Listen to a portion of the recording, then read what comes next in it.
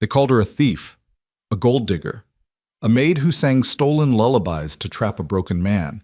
But the night Colt Mallory found Norah May waist-deep in floodwater, clutching his daughter like she was her own flesh and blood, he realized the truth. She hadn't come to take anything. She'd come to give back what his family never knew they'd lost. This is the story of a woman with nothing, who saved a man who had everything, except a reason to live. Stay until the end and comment your city so I can see how far this story travels. The house stood like a gravestone against the Texas sky. Colt Mallory had forgotten how much he hated coming home. The iron gate creaked the same way it had 2 years ago, back when Eliza was still alive to oil the hinges and scold him for tracking mud across her clean floors. Back when laughter echoed through these halls instead of silence. Back when his daughter's nursery smelled like lavender and milk instead of dust and regret. He'd been 26 when he buried his wife, 28 now, and he still couldn't say her name without his throat closing up like a fist.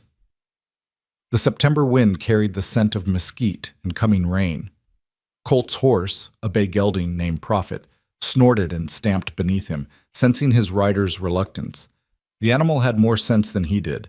Prophet knew when a man was riding toward his demons instead of away from them.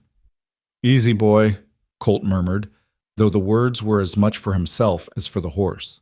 He'd received the letter 3 weeks ago in San Antonio, where he'd been spending his inheritance on whiskey and poker and anything else that made him forget he had a daughter he'd abandoned. The handwriting was Mrs. Alden's, his late father's housekeeper, the woman who'd practically raised him after his mother died of consumption when he was 7.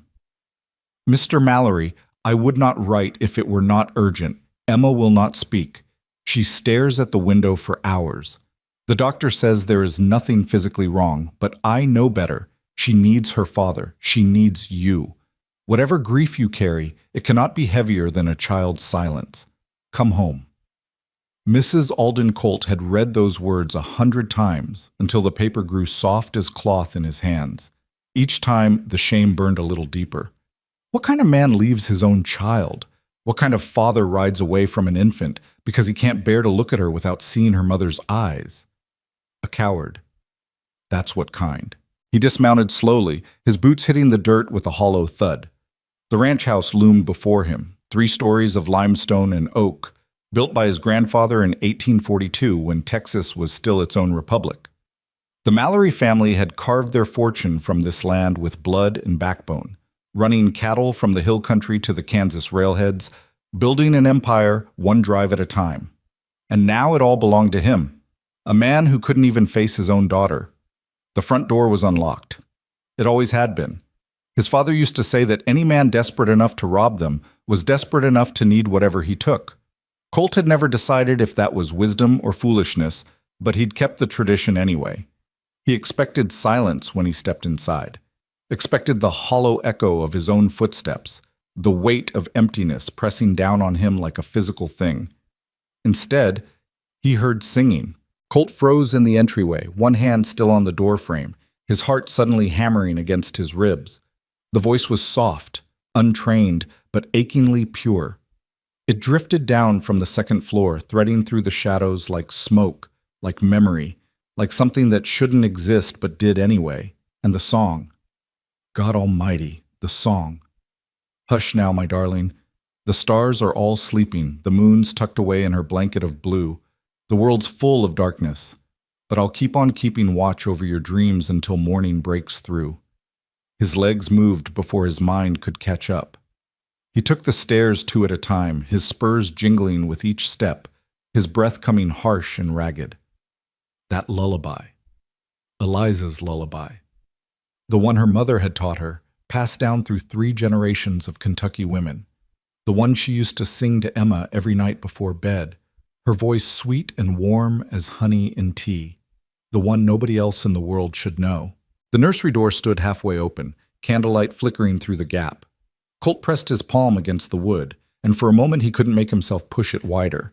His hands were shaking, his entire body was shaking, because if he opened that door and found his wife's ghost sitting in the rocking chair, singing to their daughter, no, that was madness. That was grief talking, the same grief that had chased him halfway across Texas for 2 years. He pushed the door open. The woman in the rocking chair was not Eliza. She was younger, maybe 23 or 24, with dark honey hair pulled back in a simple braid. Her dress was plain gray cotton, the kind servants wore, with an apron tied at her waist. She sat with her back to him, cradling Emma against her chest, rocking in that slow, gentle rhythm that all mothers seem to know instinctively. And she was still singing, "Sleep, little one, while the night wind is blowing, I'll keep you safe until sunrise appears. Tomorrow brings troubles, but now they're not showing. Tonight, you are sheltered from all of your fears." Emma's eyes were closed, her small body relaxed in a way Colt hadn't seen since before Eliza died. His daughter was 2 years old now, though he'd missed most of those years. The last time he'd held her, she'd been 6 months old and screaming, her face red and furious, and he'd thrust her into Mrs. Alden's arms and ridden away like the devil himself was on his heels. Shame burned through him again, hot and corrosive. The woman must have sensed his presence because she turned her head slightly, though she didn't stop rocking. When their eyes met, Colt felt something shift in his chest. Not attraction, exactly, though she was pretty in a quiet, unassuming way. It was something deeper than that, something that felt like recognition, though he'd never seen her before in his life. She didn't startle, didn't gasp or jump or show any of the surprise he'd expected. She simply looked at him with steady gray eyes and whispered, "You must be Mr. Mallory." Her accent was Southern, but not Texan. Arkansas, maybe, or Tennessee. The kind of voice that knew hardship but hadn't let it make her hard. Colt's throat was too tight to speak. He managed a nod. The woman, the maid, he assumed, rose carefully, moving with the practiced grace of someone who'd spent a lot of time holding sleeping children. She carried Emma to the small bed in the corner, the one Eliza had picked out before Emma was born, hand-carved oak with morning glories etched into the headboard. She laid his daughter down like she was made of spun glass, tucking the quilt around her small body, smoothing the dark curls away from her forehead. Emma didn't wake. She just sighed softly and turned her face into the pillow. The maid straightened, clasping her hands in front of her apron. In the candlelight, Colt could see she was tired. There were shadows under her eyes, and her hands bore the rough redness of hard work. Washing, cooking, scrubbing. "I'm Norah May," she said quietly, her voice barely above a whisper. "Mrs. Alden hired me 6 months ago when the last girl left. I hope I didn't overstep singing to her. She was fretful tonight, and the song just came to me." "Where did you learn it?" The words came out harsher than Colt intended, almost accusatory. "That song. Where did you learn it?" Nora's brow furrowed slightly. "Learn it? I'm not sure I did learn it. I've been humming it to Emma for weeks now. It feels like something I've always known, but I can't remember anyone teaching it to me. Does it matter?" "It was my wife's song," Colt said, and his voice cracked on the last word. "Her grandmother taught it to her. She sang it to Emma every night before—" He couldn't finish. Couldn't say before she died out loud. Understanding flickered across Nora's face, followed by something that might have been sympathy if it hadn't been so carefully controlled. "I'm sorry, Mr. Mallory. I didn't know. If it causes you pain, I won't—" "No!" The word came out too fast, too desperate. Colt took a breath, trying to steady himself. "No, Emma was sleeping, really sleeping. I haven't seen her that peaceful since—" Again, he couldn't finish. Norah glanced back at the small bed where Emma lay, curled on her side like a question mark. "She has nightmares," Norah said softly. "Almost every night. She wakes up crying, but she won't say what frightens her. Sometimes I wonder if she even knows how to put it into words anymore." The guilt hit Colt like a physical blow. "Mrs. Alden said she stopped talking." "Not stopped exactly. She can speak. She just chooses not to. The doctor called it selective mutism, said it sometimes happens to children after trauma." Nora's voice remained gentle, non-judgmental, but Colt felt the weight of accusation anyway. "She speaks to me sometimes. Single words. Water. Outside. Never full sentences. Never her feelings." Colt moved to the bed, his movements slow and uncertain. He'd forgotten how small she was, how fragile. Emma had Eliza's dark hair and his own strong jawline, a strange combination that made her look like both of them and neither of them at the same time. He reached out to touch her hair, then pulled back. He didn't have the right. Not anymore. I shouldn't have left, he said, the words tearing out of him like confession. I shouldn't have. But you did. Nora's voice wasn't cruel, just matter of fact. And now you're here. That's what matters. Is it? Colt turned to look at her, and for the first time in 2 years, he let someone see the full weight of his grief. I couldn't look at her, you understand? Every time I saw her face, I saw Eliza. Saw my wife dying in that field, her neck broken, her horse standing over her like he couldn't understand what happened. And Emma was crying, always crying, and I couldn't be what she needed. Norah held his gaze steadily. And now? Now I'm still broken, Colt admitted. But Mrs. Alden was right. My daughter needs her father, even if he's a coward who ran away. You're here now, Norah repeated. That takes a different kind of courage. They stood in silence for a moment, two strangers in a candlelit nursery, with a sleeping child between them and ghosts all around. Colt could smell lavender. Norah must use it in the wash water, the same way Eliza had. The scent made his chest ache. What's the rest of your story? He asked finally. Mrs. Alden wouldn't have hired you without references. Where are you from? Something shuddered in Norah's expression, a door closing. Arkansas. I'm a widow. My husband died of fever 3 years ago. After that, I traveled wherever the work took me. It was the truth, Colt could tell, but not the whole truth. There was more she wasn't saying, layers of pain folded up and tucked away where they wouldn't show. He understood that. He'd been doing the same thing for 2 years. Well, he said, suddenly aware of how close they were standing, how intimate this felt despite being completely proper. Thank you for taking care of her, for making her sleep peacefully. She's easy to love, Norah said simply. Some children are. The words hit him like an accusation, though he knew she didn't mean them that way, because Emma should be easy for him to love. She was his daughter, his own flesh and blood. But instead, loving her had felt like dying, like opening himself up to a pain so vast it could swallow him whole. I should let you get back to your quarters, Colt said, stepping back. It's late. Norah nodded, moving toward the door with that same quiet grace. But at the threshold, she paused. Mr. Mallory? For what it's worth, Emma looks at her window every evening around sunset. I think she's been waiting for someone. I think she's been waiting for you. Then she was gone, her footsteps soft on the stairs, leaving Colt alone with his sleeping daughter and the ghost of a song that shouldn't exist. He sank into the rocking chair, still warm from where Norah had been sitting. Through the window, he could see the hill country stretching out beneath a bruised sky, thunderheads building to the west. Rain was coming. He could smell it on the wind. Colt sat there for a long time, watching Emma sleep. She looked so much like Eliza it physically hurt, but she also looked like herself, like Emma Mallory, a person separate from her mother, a girl with her own sorrows and her own strength. His daughter. I'm sorry, he whispered to her, though she couldn't hear him. I'm so sorry, sweetheart. I don't know how to be your father. I don't know how to do any of this without her, but I'm going to try. I swear to God, I'm going to try. Emma shifted in her sleep, her small hand reaching out as if grasping for something that wasn't there. Colt's throat closed up. He wanted to go to her, to take her hand, to tell her he was home and he wasn't leaving again. But the distance between the rocking chair and that small bed felt like miles. Like an ocean he didn't know how to cross. So instead, he sat in the dark and listened to his daughter breathe, and tried to remember how Eliza's lullaby went. Hush now, my darling. The stars are all sleeping. Downstairs, a clock chimed midnight. The witching hour, his grandmother used to call it.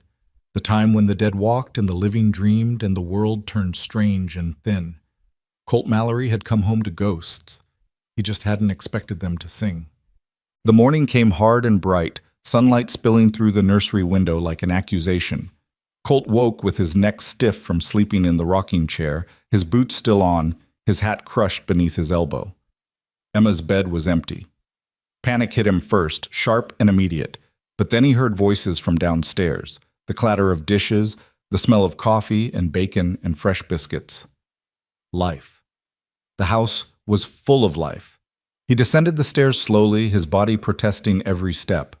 2 years of hard living had taken their toll, whiskey and cards and sleeping rough under the stars because hotels felt too much like graves, too closed in, too final. The kitchen was exactly as he remembered it. A massive room with a stone hearth, a long oak table scarred from generations of use, copper pots hanging from iron hooks. His grandmother had cooked here. His mother, Eliza. Now Norah stood at the stove, flipping eggs with practiced efficiency, while Emma sat at the table, pushing a wooden horse across the surface, making soft clip-clop sounds with her mouth. Mrs. Alden was there too, her iron-gray hair pulled back in its customary bun, her face lined with 60 years of hard work and harder wisdom. When she saw Colt in the doorway, her expression flickered between relief and reproach. "So you finally decided to show yourself," she said, her voice gruff. "I was beginning to think you'd ride back out before morning." "Thought about it," Colt admitted. "Almost did. But you didn't. That counts for something." Mrs. Alden poured him coffee without asking, the same way she'd been doing since he was old enough to drink it. "Sit down before you fall down. You look like hell." "Feel like it too." Emma's head came up at the sound of his voice. For a moment their eyes met, his blue, hers dark brown like her mother's, and Colt saw the question there. "Are you real? Are you staying?" He wanted to say yes, wanted to promise her he'd never leave again, but the words stuck in his throat like broken glass. "Good morning, Emma," he managed finally. "That's a fine horse you've got there." She didn't answer, just looked at him for another long moment, then went back to her playing clip-clop across the scarred oak surface. The rejection shouldn't have hurt. He'd been gone for 2 years. But it did anyway. A dull ache right in the center of his chest. Norah set a plate in front of him, eggs, bacon, biscuits with butter and honey. "You should eat," she said quietly. "Mrs. Alden says you usually skip breakfast." "I used to," Colt said. "Things change." "Some things," Mrs. Alden muttered. "Other things stay stubborn as sin." They ate in relative silence, the only sounds the clink of silverware and Emma's soft horse noises. Colt tried not to stare at his daughter, but he couldn't help it. She'd grown so much. Her baby roundness was giving way to the lean angles of childhood. She'd be tall, he thought, tall like him, if he stayed around long enough to see it. "I'll need to tour the ranch today," Colt said finally, addressing Mrs. Alden. "See what's changed while I was gone. Who's running the cattle operations?" "Jack Brennan," Mrs. Alden replied. "Your father's old foreman. He's kept things running smooth. The other hands respect him." "Good. I'll ride out after breakfast." "And Emma?" The question came from Norah, who was washing dishes at the basin, her back to him. "Will you spend time with her? She needs to know you're real." The gentleness in her voice somehow made the words cut deeper. "I don't know what to say to her," Colt admitted. "I don't know how to—" "You don't have to say anything," Norah interrupted, turning to face him.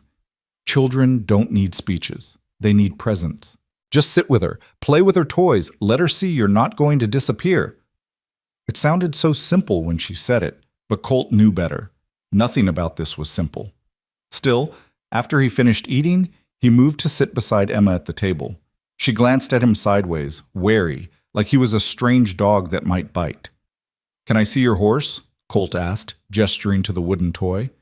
Emma hesitated, then slowly pushed it toward him. The carving was beautiful, intricate and smooth, probably made by one of the ranch hands during a long winter. Colt turned it over in his hands, admiring the craftsmanship. "He's a fine animal," Colt said.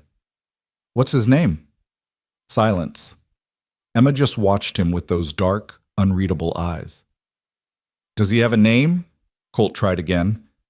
More silence. Then, so softly he almost missed it. "Prophet."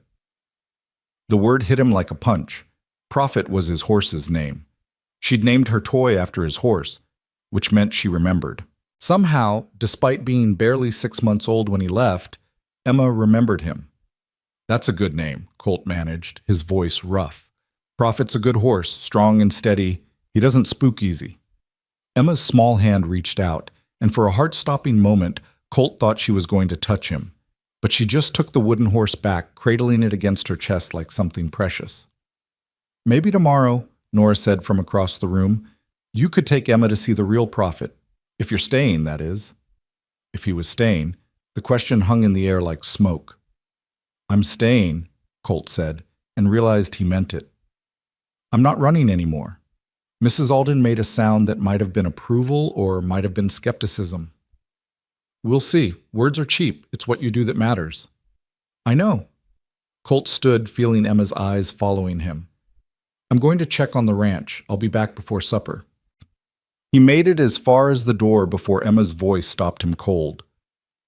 You left. The words were barely audible, spoken to the table rather than to him, but they carried the weight of 2 years' worth of abandonment. You left me. Colt's hand froze on the doorframe. Every instinct screamed at him to run, to escape this moment, this conversation, this guilt that felt like drowning. But he'd promised he wouldn't run anymore. So instead, he turned back, sank down on one knee so he was eye level with his daughter. You're right, he said, his voice breaking. I did leave you, and that was wrong. That was... Emma, I was so sad when your mama died that I forgot how to be your papa. I forgot how to be anything except sad. But that's no excuse. You needed me, and I wasn't here, and I'm sorrier than I know how to say. Emma's chin trembled, her eyes filled with tears. And for the first time in 2 years, Colt saw his wife's expression on his daughter's face. Not her features, but her capacity for forgiveness, her gentle heart that could love even when it hurt. Will you leave again? Emma whispered. No, baby. No, I won't. I promise. Promise? I promise. Emma studied him for a long moment, weighing his words against 2 years of broken promises, of empty waiting, of a father who didn't come home. Then, slowly, she slid off her chair and walked toward him. Colt held his breath, didn't move, didn't dare hope. And then Emma wrapped her small arms around his neck and buried her face in his shoulder, and Colt felt something crack open in his chest, something that had been frozen solid for 2 years finally beginning to thaw. He held his daughter and felt her tears soaking through his shirt, and he realized Norah was right. Children didn't need speeches. They needed presence. They needed someone to stay. I've got you, he whispered into Emma's hair. I've got you, sweetheart. Papa's home. Behind him, Colt heard Mrs. Alden's satisfied grunt and the soft sound of Norah leaving the room, giving them privacy. Outside, thunder rumbled across the hill country, and the first drops of rain began to fall. But inside the Mallory kitchen, with his daughter in his arms and tears streaming down his face, Colt finally felt like he'd come home. Even if home wasn't the same as it used to be. Even if the woman who'd made it home was gone. He was here now, and he wasn't leaving. That would have to be enough. The rain that started that morning didn't let up for 3 days. It came down in sheets, turning the ranch roads to rivers of mud and confining everyone to the house. Colt spent those days relearning his daughter, the way she liked her eggs scrambled dry, not runny, how she hummed to herself when she thought no one was listening, the exact angle she tilted her head when she was considering whether to trust something he said. And he watched Norah. He couldn't help it. She moved through the house like water, quiet and essential, always where she was needed before anyone realized they needed her. She mended Emma's torn dress without being asked. She made Mrs. Alden sit down when the old woman's arthritis flared up. She knew which floorboards creaked and avoided them when Emma was napping. It was the small things that caught his attention, the way she saved the bacon grease for soap making, how she sang while she worked, not his wife's lullaby, but older songs, ballads about rivers and mountains and long roads home. The careful way she counted out the coffee grounds, stretching supplies like someone who'd known hunger. On the third evening, after Emma had been put to bed and Mrs. Alden had retired to her quarters, Colt found Norah in the kitchen doing accounts by lamplight.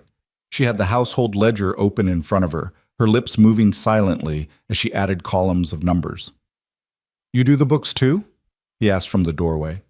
Norah looked up, and for just a moment he saw exhaustion in her face before she smoothed it away.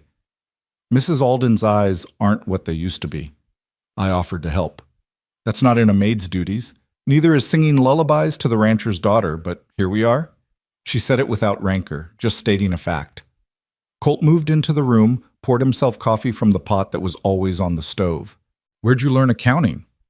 Something flickered across her face. That same shuddering he'd seen before. that door closing on memories she didn't want to share. My father taught me. He said a woman should know how to manage money, same as a man. Said you never knew when you might need to stand on your own. Smart man. He was. Nora's voice went soft. He was a lot of things. Colt sat down across from her, cradling his coffee cup. The kitchen was warm despite the rain hammering against the windows. Cozy, almost. It felt strange to be sitting here with a woman who wasn't Eliza. Strange, but not wrong. Just different. Tell me about him, he said. Your father. Nora's pen stilled on the page. For a moment he thought she wouldn't answer. Then she set the pen down carefully and folded her hands on the table. His name was Henry May. He owned a ranch in Arkansas, nothing as grand as this, but respectable. Good land, good cattle. He was proud of what he'd built. She paused, her jaw tightening. During the war, he helped some Union soldiers who were separated from their unit. Fed them, hid them, got them safely north. Someone found out. They called him a traitor. Colt felt his chest tighten. He knew how this story ended. He'd seen enough of war's aftermath to know. They hanged him, Norah continued, her voice flat now, emotionless. Dragged him out of our house at dawn and strung him up from our own oak tree. Made my mother and me watch. I was 14. Jesus, Colt breathed. After that, the ranch was seized. Confederate sympathizers took everything, the land, the cattle, even my mother's wedding ring. We had nothing. My mother died of pneumonia that winter. She just gave up. Stopped fighting. Nora's fingers traced the edge of the ledger. I married at 16. A good man, a kind man. Thomas Gray. He was a blacksmith. We were poor, but we were happy. Then yellow fever came through in 75, and he was gone too. The kitchen fell silent except for the rain and the tick of the grandfather clock in the hall. Colt didn't know what to say. What could anyone say to a story like that? I'm sorry, he managed finally, knowing how inadequate it sounded. Everyone's sorry. Sorry doesn't bring them back. Norah picked up her pen again. After Thomas died, I worked wherever I could. Laundry, cooking, sewing, saved every penny. Then I heard about positions opening up in Texas, and I thought maybe this far from Arkansas, I could start over. Be someone new. Are you? Someone new? Norah met his eyes, and in the lamplight they looked almost silver. I don't know yet. Are you? The question hit harder than she probably meant it to. Because, no, he wasn't someone new. He was still the same broken man who'd run from his daughter, still the same coward who couldn't save his wife. Working on it, he said, that's all any of us can do.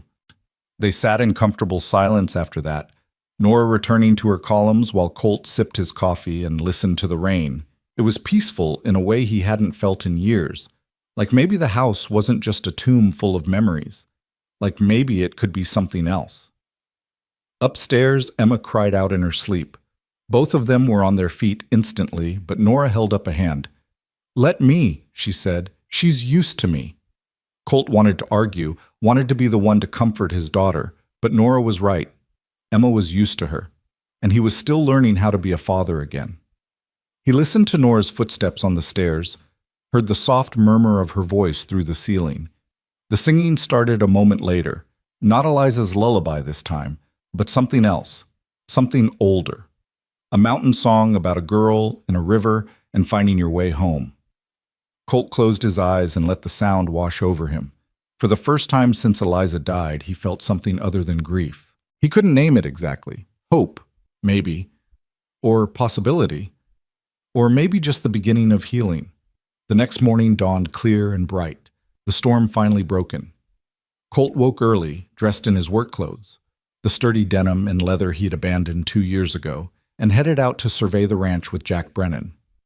Jack was 60 if he was a day, weathered as old boot leather, with a gray mustache and eyes that missed nothing.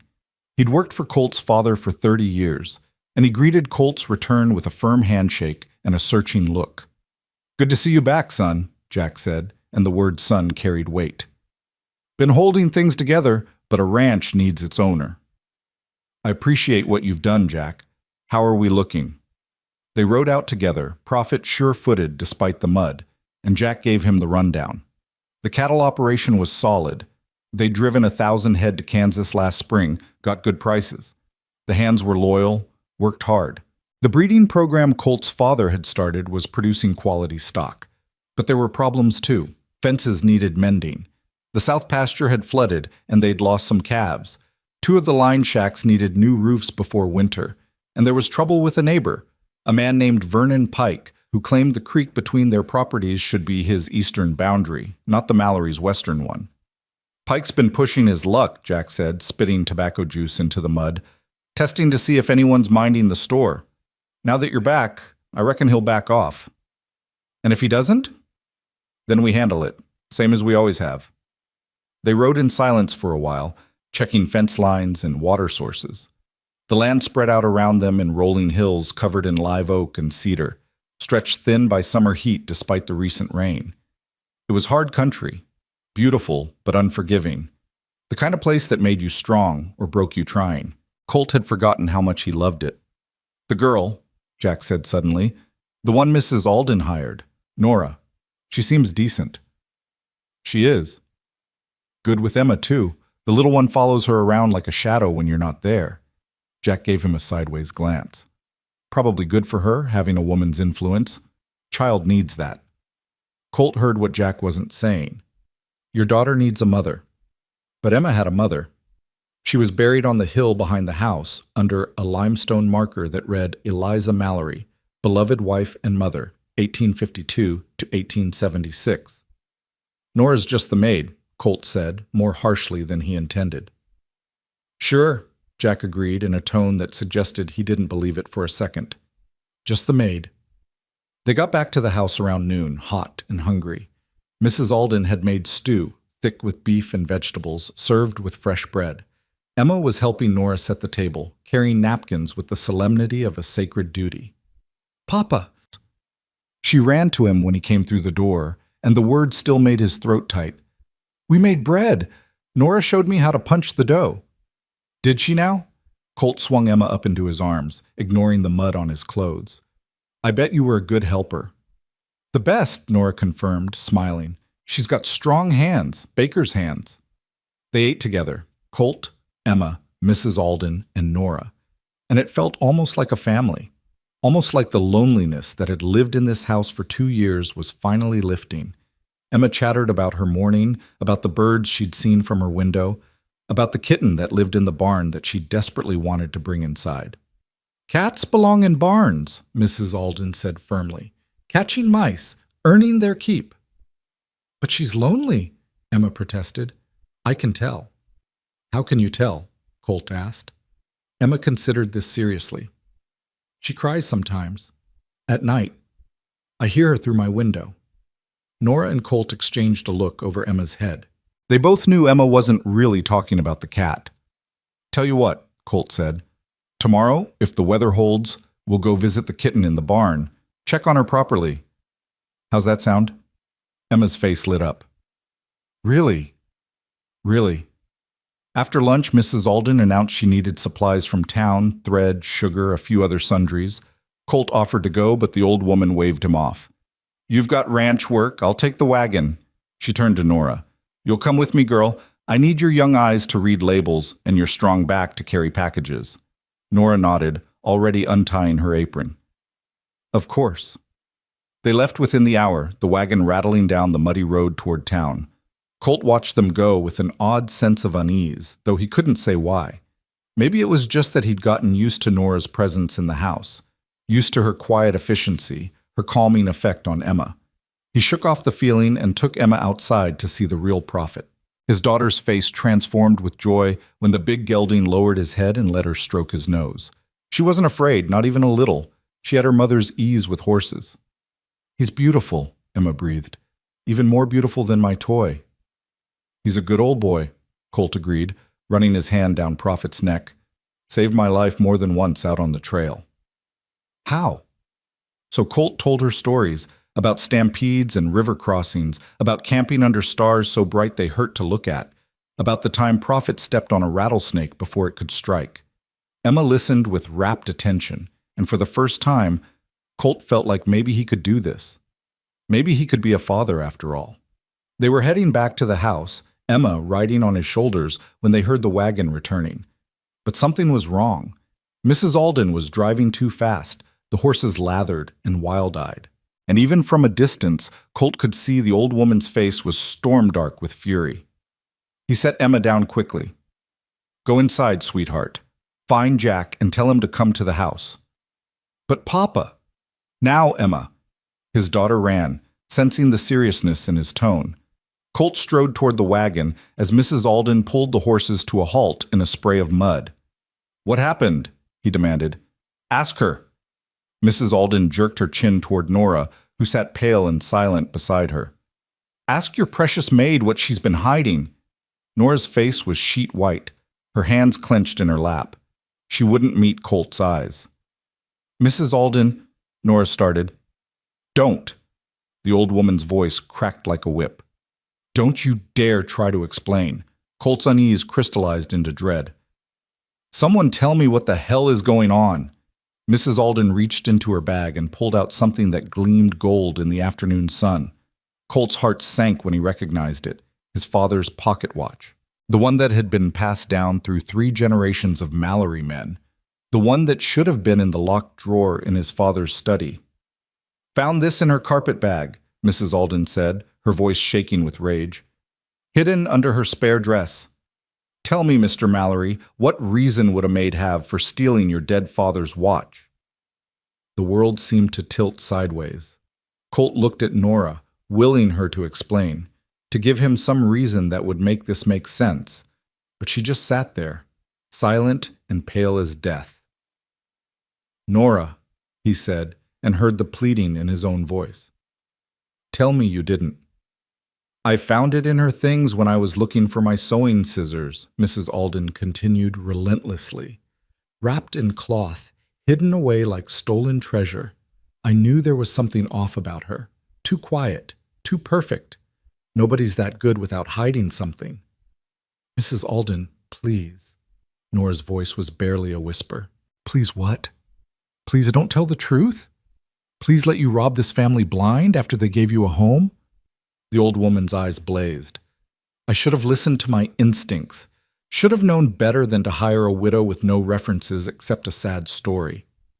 "You said you had references," Colt said numbly, "from your previous position." "I lied." Nora's voice was so quiet he barely heard it. "I forged them. I needed the work, and no one hires a woman with nothing." The betrayal hit him like a physical blow. He'd trusted her, brought her into his home, let her near his daughter, let himself start to feel something other than grief when he looked at her. And all along she'd been planning to rob him. "Get out," Mrs. Alden said coldly. "Get your things and get out of this house. Consider yourself lucky I don't have the sheriff arrest you." "Wait!" Colt's voice came out rougher than he intended. He reached for the watch, turned it over in his hands. The engraving on the back was still clear. Thomas Mallory, 1820, his grandfather. The man who'd built this ranch from nothing. He looked at Norah, really looked at her. She wasn't crying, wasn't begging. She just sat there with her spine straight and her hands steady, her gray eyes meeting his without flinching. And something about that steadiness made him pause. "Did you steal this?" he asked quietly. "No." One word, flat and certain. "Then how did it get in your bag?" "I don't know." Mrs. Alden made a disgusted sound. Of course she's going to deny it. What else would a thief say? But Colt was remembering something, a conversation from 2 weeks ago, before he'd come home. Mrs. Alden had written to him about household accounts not adding up. Small amounts gone missing, nothing major, but enough to notice. At the time, he'd assumed it was sloppy bookkeeping. Now he wondered. "When did you discover it missing?" he asked Mrs. Alden. The old woman blinked, caught off guard. "What?" "The watch. When did you realize it was gone from the study?" I don't know exactly. I don't go in there often." "But you went through Nora's things looking for sewing scissors." Colt kept his voice level. "Funny place to look for scissors. The sewing basket's in the parlor." Mrs. Alden's face flushed. "Are you accusing me of something?" "I'm asking questions." Colt turned the watch over again. This was locked in my father's desk. The key's on the ring I keep with me. So either Norah picked the lock, which I doubt, given she can barely manage a hairpin, or someone with access to my keys put it in her bag. The silence that followed was deafening. Mrs. Alden's face cycled through shock, then fury, then something that might have been fear. "You're defending her," the old woman said, her voice sharp. "Over me. I've been with this family for 40 years, and you're taking the word of a stranger." "I'm not taking anyone's word. I'm looking at facts." Colt pocketed the watch. "Norah, did you take this?" "No, sir. I swear on my father's grave." "Do you know who did?" "No, sir." Colt believed her. He couldn't say why exactly. Maybe it was the steadiness in her voice, or the way she hadn't tried to manufacture tears or excuses. She just stated the truth and let it stand. He turned to Mrs. Alden. "You're dismissed." The old woman recoiled like he'd struck her. "What? You heard me. Pack your things. I want you off this property by nightfall." "You can't be serious. I've served your family since before you were born." "And I appreciate that. I'll give you 3 months' wages and a letter of reference for your years of loyal service." Colt's voice was hard now, the voice he'd learned giving orders to drovers on long cattle drives. "But I won't have someone in my house who plants evidence to frame another person. That's not loyalty. That's poison." Mrs. Alden's face went purple. "She's bewitched you." "Just like she bewitched that child with her singing and her—" Enough. Colt cut her off. "Emma loves Norah. And Emma's a good judge of character. Better than I am, apparently." "You'll regret this," Mrs. Alden hissed. "Mark my words, boy. That woman's hiding something. And when you find out what, don't come crying to me." She climbed down from the wagon with difficulty, her arthritis making her movements stiff and painful. For just a moment, Colt felt a pang of guilt. She was old, and she'd served his family faithfully for decades. But he'd learned the hard way that past loyalty didn't excuse present betrayal. Mrs. Alden stalked into the house without another word. Colt heard the door slam, then silence. He turned to Norah, who was still sitting in the wagon, looking shell-shocked. "Did you really forge those references?" he asked. "Yes." No hesitation. "Why?" "Because I needed work, and nobody hires a widow with gaps in her employment and no connections." Norah's voice remained steady. "I'm good at what I do. I work hard. But that doesn't matter if you can't get your foot in the door. You could have told me the truth. Would you have hired me if I had?" Probably not. Colt had to admit that. A woman with forged references and a murky past wasn't exactly an ideal employee, no matter how good she was with children. "I should fire you too," he said. "I know." "Send you packing with Mrs. Alden." "Yes, sir." "But I won't." Colt ran a hand through his hair, suddenly exhausted. "You didn't steal that watch. I believe you. And Emma needs you." Something flickered in Norah's expression. Relief, maybe, or gratitude. "Thank you, Mr. Mallory." "But no more lies," he said firmly. "Whatever you're running from, whatever you're hiding, I need to know it won't come back to hurt my daughter. Can you promise me that?" Norah met his eyes, and for the first time he saw real fear there. "I can't promise that nothing from my past will follow me, but I can promise I'll never do anything to hurt Emma. She's—" her voice caught. "She's the best thing in my life right now. The only good thing." The raw honesty in her words hit him square in the chest. He nodded slowly. "All right. That's enough for now." He helped her down from the wagon, his hand steadying her when she stumbled on the muddy ground. For a moment they stood close enough that he could smell the lavender she used to wash her hair, could see the fine lines of worry around her eyes. "Why did Mrs. Alden do it?" Norah asked quietly. "Why frame me?" "I don't know. Maybe she was worried you'd replace her. Maybe she doesn't like change." Colt released her arms, stepped back. "Or maybe she really does think you're hiding something dangerous, and she was trying to protect us in her own twisted way. Am I dangerous?" "I don't think so, but I've been wrong before." They stood in the fading afternoon light, two damaged people trying to figure out if they could trust each other. Above them, a hawk circled, hunting, in the distance, cattle lowed. I should check on Emma, Norah said finally. She'll have heard the commotion. She's probably terrified. Then we'd better go reassure her. They walked to the house together, and Colt found himself grateful for Norah's presence beside him. Whatever complications her past held, whatever secrets she was keeping, right now, in this moment, she was exactly what his broken family needed, even if he couldn't quite explain why. Inside, they found Emma hiding under the kitchen table, her wooden horse clutched to her chest. When she saw Norah, she scrambled out and threw herself into the woman's arms. "I thought you were leaving," Emma sobbed. "I thought Mrs. Alden was sending you away." "Shh, sweetheart, I'm not going anywhere." Norah held her tight, rocking slightly. "I'm staying right here with you. Promise?" "I promise." Colt watched them and felt something shift in his chest, something painful and hopeful all at once. This woman who'd lost everything, who'd been accused of theft and nearly thrown out, she was comforting his daughter like it was the most natural thing in the world, like Emma was hers to protect. And maybe, Colt thought, that was exactly what they both needed. A woman who knew how to fight for the people she loved. A woman who'd been through hell and come out singing. Even if he still didn't know the whole truth about Norah May, even if that truth might destroy them all. Mrs. Alden left before sunset, her belongings packed in 2 worn trunks that Jack loaded onto the wagon without comment. She didn't say goodbye to Emma, didn't look back at the house she'd served for 40 years. She just climbed onto the wagon seat with the stiff dignity of the wrongly accused and drove away into the gathering dusk. Colt watched her go from the porch, the envelope with 3 months' wages heavy in his pocket. He'd tried to give it to her, but she'd refused to take it from his hand, so he'd left it on the wagon seat. Blood money, her expression had said. Judas Silver. Maybe she was right. Maybe he was making a terrible mistake trusting Norah over a woman who'd practically raised him. But his gut said otherwise, and Colt had learned to trust his instincts. They'd kept him alive through 2 years of hard traveling and harder drinking. Behind him, the front door opened. Norah stepped out onto the porch, wiping her hands on her apron. She'd been making supper, roasted chicken and potatoes, the kind of simple, honest food that filled a house with warmth. "She's gone then," Norah said quietly. "Yeah." "Do you think she'll be all right?" Colt glanced at her, surprised. After what Mrs. Alden had tried to do, Norah was worried about the old woman's welfare.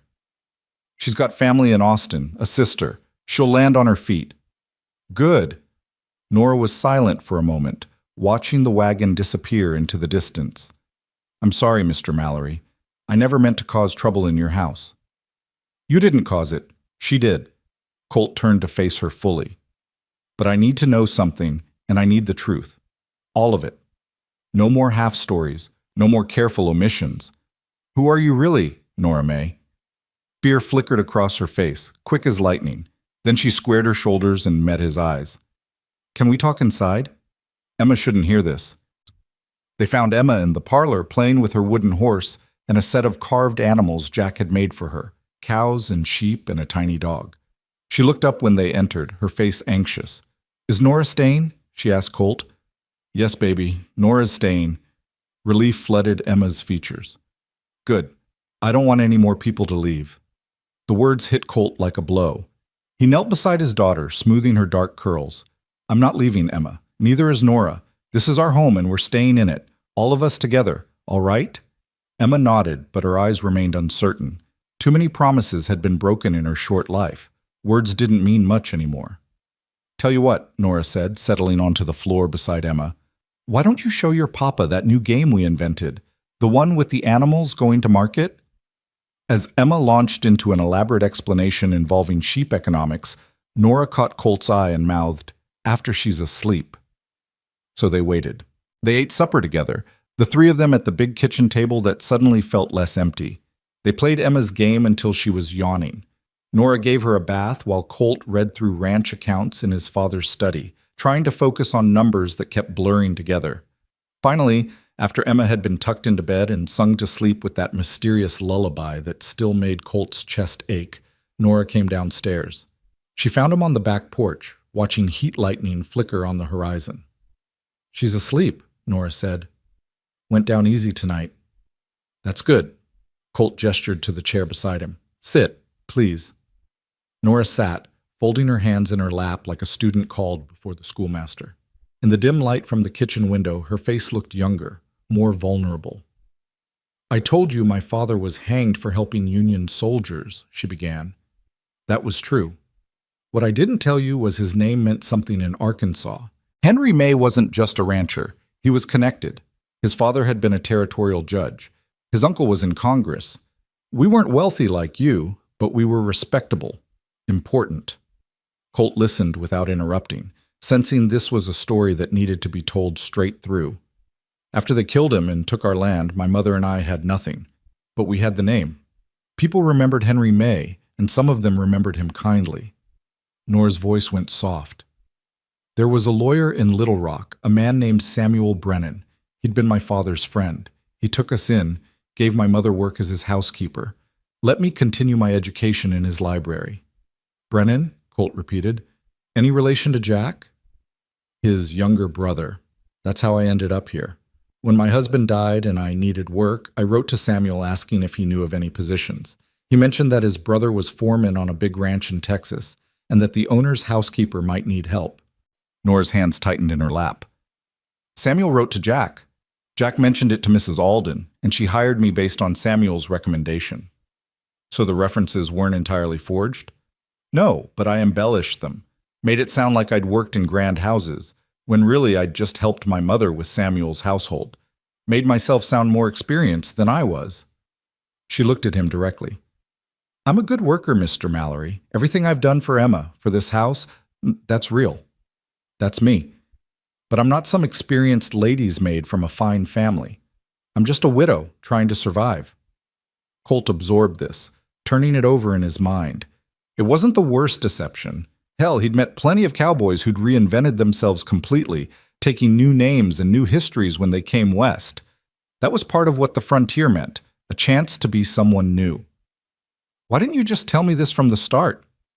"Because I was afraid," Norah said simply. "Afraid you'd send me away. Afraid I'd lose this chance at a new life." She paused. "And there's more." Of course there was. "Go on." "The ranch my father owned, the one that was seized, it bordered a property owned by your grandfather, Thomas Mallory." Nora's voice shook slightly. "In 1862, during the worst of the drought, your grandfather's cattle were dying. His wells had gone dry. My father let him use our water, let his herds graze on our land. It saved the Mallory Ranch.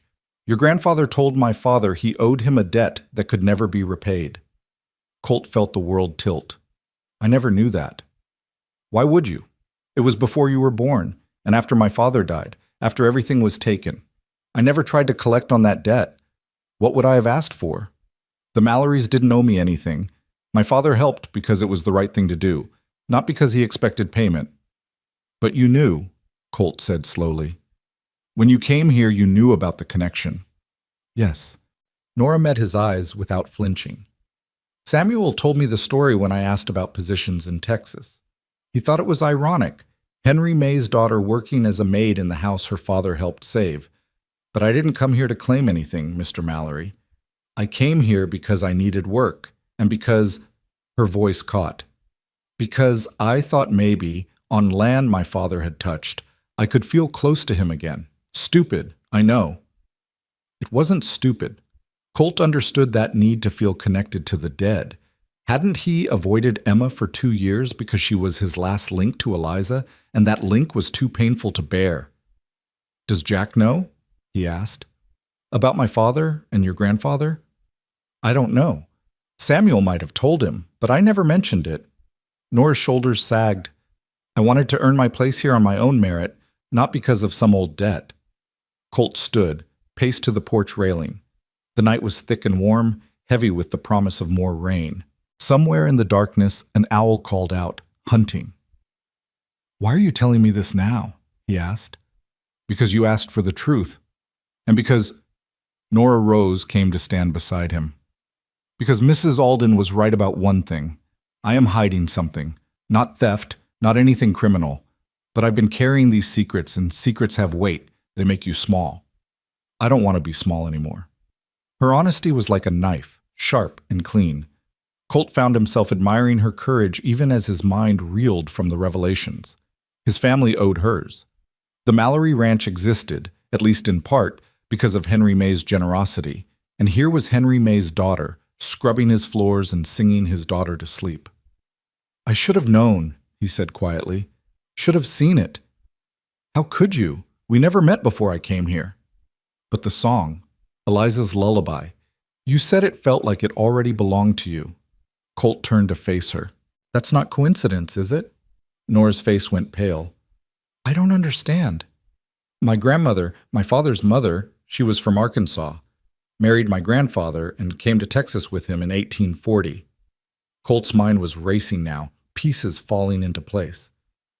"Her maiden name was Catherine May." The silence that followed was absolute. Even the crickets seemed to hold their breath. "May," Norah whispered. "That would make us cousins, distant ones, maybe third or fourth, but still blood." Colt laughed, but there was no humor in it. "Jesus, you've been family all along and neither of us knew it."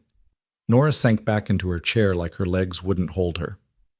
"My father never mentioned Texas relatives, never mentioned the Mallorys being anything but neighbors. My father never talked much about his mother's family. She died when he was young, and he was raised by my grandfather. But I remember," Colt's voice caught, "I remember her singing that lullaby to me when I was small, before the consumption took her. She said it was a May family song, passed down through the women. She taught it to my mother, who taught it to Eliza. And it came to me through my mother's line," Norah said wonderingly. "The same song, across generations, finding its way back."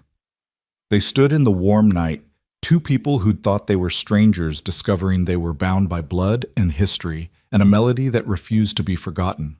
Colt felt something shift in his understanding of the world. Fate, maybe. Or providence. Or just the strange way life wove patterns that didn't make sense until you stepped back far enough to see them whole. "I need to verify this," he said finally. "There are family records in my father's study. Bible entries, old letters. If Catherine May was my grandmother, it'll be documented. And if it is, if we really are kin, then you're not the maid anymore." Colt's voice was firm. "You're family. And family doesn't scrub floors in their own house." "I don't want charity," Norah said quickly. "I don't want anything I haven't earned." "It's not charity, it's what's right." Colt moved toward the door, then paused. "Thank you for telling me the truth, for trusting me with it. Thank you for believing me about the watch. I almost didn't. But you did. That's what matters." Inside, Colt lit lamps and began pulling records from his father's study. Norah helped, her hands gentle on the old paper and cracked leather. They found the family Bible first, a massive thing with an ornate cover and pages yellowed with age. The births and deaths were recorded in different hands, different inks, spanning back to 1801. And there, in his grandfather's careful script, Catherine Elizabeth May, born 1820, married Thomas Mallory, 1840. "There," Colt breathed. "Catherine May. Your father's, what, aunt, cousin?" "Aunt," Norah said, her finger tracing the faded ink. "My grandfather had two sisters. Catherine was the eldest. She left for Texas and the family lost touch with her. I'd heard stories, but I never knew her married name." They kept searching, finding letters bundled with ribbon, old photographs in tin frames. And finally, in a wooden box tucked in the back of a drawer, they found it. A letter dated 1862, written in a woman's elegant hand. "My dear brother Henry, Thomas asks me to convey his deepest gratitude for your generosity during these difficult times. The water and grazing you've provided have saved our herd, and likely our future. He says he owes you a debt that can never be fully repaid, but I know you well enough to know you'll refuse any talk of payment. You always were the best of us, Henry, the one with the biggest heart.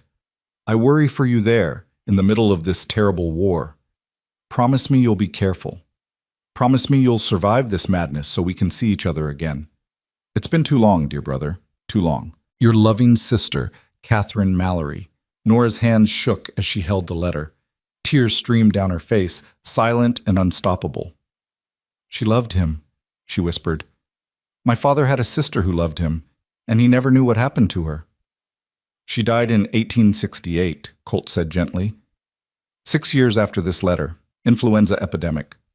I was only 2. I barely remember her. He was hanged in 1866. He died not knowing if she was alive or dead, if she ever got his letters. Nora's voice broke. All those connections, all that love, just severed by distance and war and...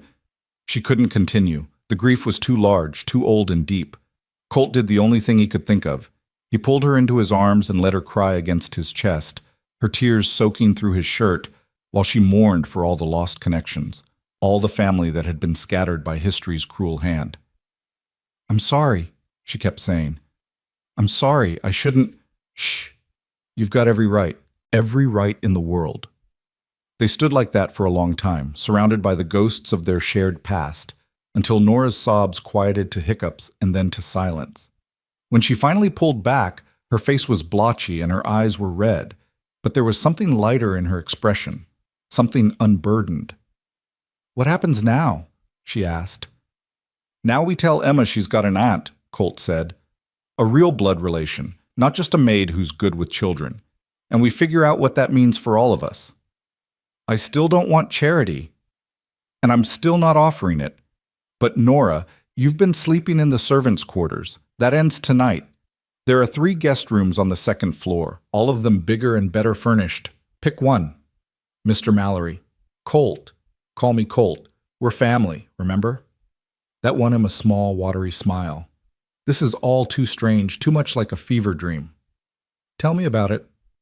Colt gathered up the letters and papers, handling them carefully. "But it's real, all of it, and maybe it's what we both needed. You, me, Emma. Maybe we're supposed to be helping each other. Or maybe we're all just lost souls who bumped into each other in the dark. That too."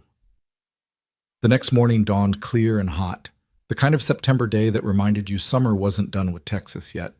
Colt woke early and found Nora already in the kitchen, but this time she wasn't cooking. She was sitting at the table with Emma, showing her the old photograph they'd found, a formal portrait of Catherine May Mallory, stern and beautiful in her wedding dress. "That's your great-great-grandmother," Nora was saying, "your papa's grandmother, and she was my father's sister, which makes you and me..." "Family," Emma breathed, her eyes wide. "Real family. Real family." Emma turned to Colt, who'd been standing in the doorway watching. "Papa, is it true? Is Nora our family?" "It's true, sweetheart." Colt came into the room, accepting the coffee Nora poured for him with a grateful nod. "Turns out we've been kin all along. We just didn't know it." "Then she can't leave," Emma declared. "Family doesn't leave." The words hung in the air, heavy with the weight of a 2-year-old wound. Colt and Nora exchanged a look over Emma's head. "No, baby," Colt said gently. "Family doesn't leave. Not if they can help it." The day unfolded with a strange new ease. Jack came to the house for his daily report and was told about the discovery. He'd known, it turned out. Samuel had mentioned the connection in his letter, but he'd kept quiet, figuring it was Nora's story to tell. "Wondered how long it would take you two to figure it out," Jack said with a rare smile. "Samuel said you were sharp, Miss Nora." "Guess he was right." "Not sharp enough to see it sooner," Nora replied. "I should have asked about the family history, should have put the pieces together." "Sometimes we don't see what's right in front of us till we're ready to see it," Jack said, his eyes moving meaningfully between Nora and Colt. "That's just how people are made." They were still figuring out the new arrangement when a rider came up the road around noon. The man was young, maybe 20, with a deputy's star pinned to his vest and a nervous expression on his face. "Mr. Mallory?" he called from his horse. "I need to speak with you, sir. Official business." Colt's gut clenched. He stepped off the porch, very aware of Nora and Emma watching from the doorway. "I'm Mallory. What's this about?" "There's been a complaint filed, sir, about a woman working here, Norah May. Mrs. Rebecca Alden claims she was wrongfully dismissed and that Miss May is a thief." The deputy pulled out a folded paper. "I've got a warrant here to search the premises and question Miss May about stolen property." The world narrowed to a single point of fury. "Mrs. Alden filed charges?" "Yes, sir. Last night, soon as she got to town. Judge issued the warrant this morning." The deputy looked apologetic. "I'm sorry, Mr. Mallory. I know your family. This ain't personal, but I've got to do my job. Colt felt Norah come up beside him. Her face was pale but composed. I understand, Deputy. What do you need from me? Just to search your quarters, ma'am, and ask you some questions about a gold pocket watch Mrs. Alden says you stole. I didn't steal anything, Norah said clearly. The watch was planted in my belongings to frame me. Mr. Mallory recovered it, and it's back in his possession. The deputy glanced at Colt. That true, sir? Every word. Colt pulled the watch from his pocket. This is my father's watch. It was locked in his desk. Someone put it in Miss May's carpet bag. Someone who had access to my keys. Mrs. Alden was trying to get rid of her, and when I chose to believe Miss May instead, she decided to make trouble. That's a serious accusation, Mr. Mallory. And what Mrs. Alden did is a crime. Filing false charges, manufacturing evidence. Colt's voice was hard. You want to arrest someone, Deputy? Arrest her. The young man looked deeply uncomfortable. I still have to follow through on the warrant, sir. Judge's orders. Fine. Search whatever you need to search. But I'm telling you right now, you won't find anything, because Norah May isn't a thief. She's family. That caused the deputy's eyebrows to rise. Family, sir? My father's cousin, as it turns out. Distant relation, but blood nonetheless. And in my house, we protect our own. The search was brief and thorough. The deputy went through Norah's old quarters in the servants' wing, then her new room on the second floor. He found nothing but clothing, a few books, and a small wooden box containing letters from her late husband. I'm satisfied she's not hiding stolen goods, the deputy said finally. And given your testimony, Mr. Mallory, I don't see grounds to pursue charges. He tucked his notebook away. But Mrs. Alden's going to make noise about this in town. Might get ugly. Let her make noise. The truth is the truth. After the deputy left, Colt found Norah in the kitchen, her hands braced on the counter, her shoulders shaking. He thought she was crying until he got closer and realized she was laughing, harsh, slightly hysterical laughter that bordered on sobs. She really did it, Norah gasped out. She actually filed charges. I could have been arrested. But you weren't, and you won't be. Colt put his hands on her shoulders, turning her to face him. Listen to me. Mrs. Alden can make all the accusations she wants. She's got no proof, no evidence, just spite. Spite can ruin a person's reputation, Colt. You know that. Norah's eyes were wild. By tomorrow, everyone in town will have heard I'm a thief. No one will care that it's not true. Then we make them care. We tell them you're family. We show them the proof. And if they don't believe it, if they think I'm just some woman who seduced the grieving widower and convinced him we're related, the words hit Colt like cold water. Because that's exactly what people would think. He could see it now, the knowing looks, the whispers. Poor Colt Mallory, so broken by grief he can't see he's being manipulated. That pretty maid's got her hooks in him good. Then they're fools, he said firmly. And I don't give a damn what fools think. But Emma will. Children are cruel, Colt. They'll say things to her about me, about us. They'll make her ashamed. She was right, and they both knew it. In a small town like this, reputation was everything. And Mrs. Alden had just poisoned Norah's with a few well-placed words. Colt made a decision. Then we go to town ourselves, today. We take the evidence, the Bible, the letters, all of it. We go to Judge Harrison and we present our case. We make it official and public that you're my cousin, that you're living here as family, not as hired help. And we file countercharges against Mrs. Alden for filing a false report. That will only make things worse, or it'll make them better. Either way, we're not hiding. We're not acting like we've got something to be ashamed of. Colt's voice was fierce. You've done nothing wrong, Norah. Nothing. And I'll be damned if I let some bitter old woman destroy you because she couldn't control me. Norah searched his face for a long moment. Then, slowly, she nodded. All right. We fight. We fight. They went to town that afternoon, the three of them, Colt, Norah, and Emma. They brought the family Bible, the letters, the photograph. Judge Harrison was a fair man, a friend of Colt's father, and he listened to their story with grave attention. This is quite a tale, he said when they'd finished. But the evidence is compelling. Catherine May Mallory was indeed your grandmother, Colt. And if Henry May was her brother, then Miss Norah here is legitimately your relative. Then you'll dismiss the charges? I already have. The deputy's report made it clear there was no stolen property, and your testimony about the watch being in your possession was persuasive. Judge Harrison leaned back in his chair. But Mr. Mallory, Mrs. Alden's version of events is spreading through town like wildfire. People are talking. Let them talk. They're saying Miss May has bewitched you, that she's using your grief and your daughter to secure her position. Then they're saying I'm a fool who can't tell truth from manipulation, Colt said coldly. Anyone who knows me knows better. Do they? The judge's eyes were kind but firm. You left for 2 years, son. People don't know you anymore. They don't know what grief did to you, or who you are now that you're back. All they see is a widower who came home and immediately fired his longtime housekeeper in favor of a pretty young maid. You see how that looks. Beside him, Colt felt Norah flinch. He reached over and took her hand, right there in the judge's office where anyone could see. Let them talk about that too. I see how it looks to small minds, Colt said, but I can't live my life worried about gossip. Emma needs Norah. Hell, I need Norah. She's family, and she's staying. That's final. Judge Harrison sighed. Then I wish you luck, son. You're going to need it. They left the courthouse and walked through town, very aware of the stares following them. People whispered behind their hands. Shopkeepers watched from doorways. Colt kept his head high and his hand steady on Emma's shoulder, silently daring anyone to say something to his face. No one did. They never did. Cowards with wagging tongues and no backbone. They were almost back to the wagon when a voice called out, "Mr. Mallory! A word, if you please." Colt turned to find a woman approaching, tall and elegant, maybe 50 years old with silver streaking through her dark hair. He recognized her after a moment. Judith Lane, an old friend of his mother's, a widow who ran one of the largest cattle operations in the county. "Mrs. Lane," he said, nodding respectfully. "Good to see you." "And you?" Mrs. Lane's sharp eyes moved from Colt to Norah to Emma and back again.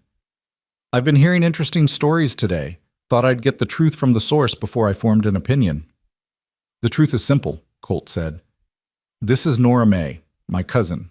She's come to live with us as family." "Cousin?"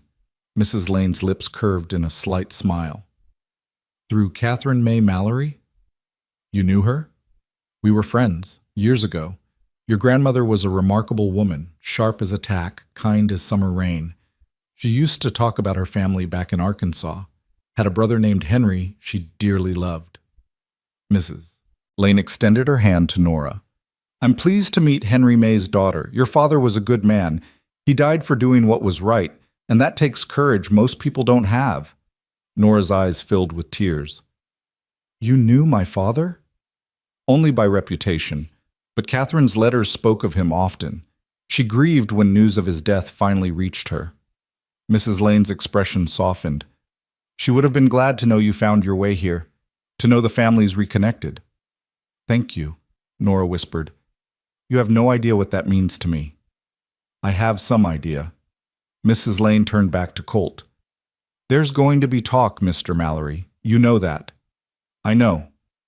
Some of it will be ugly. Rebecca Alden has friends, and they're already spreading poison. Let them. They'll say Miss May trapped you, that she's after your money, your land. They'll make her life miserable if they can." Mrs. Lane paused. "But they'll have to go through me first, and I don't fall over easy." The relief Colt felt was almost physical. Judith Lane's word carried weight in this county. If she vouched for Norah, others would follow. "I appreciate that, ma'am.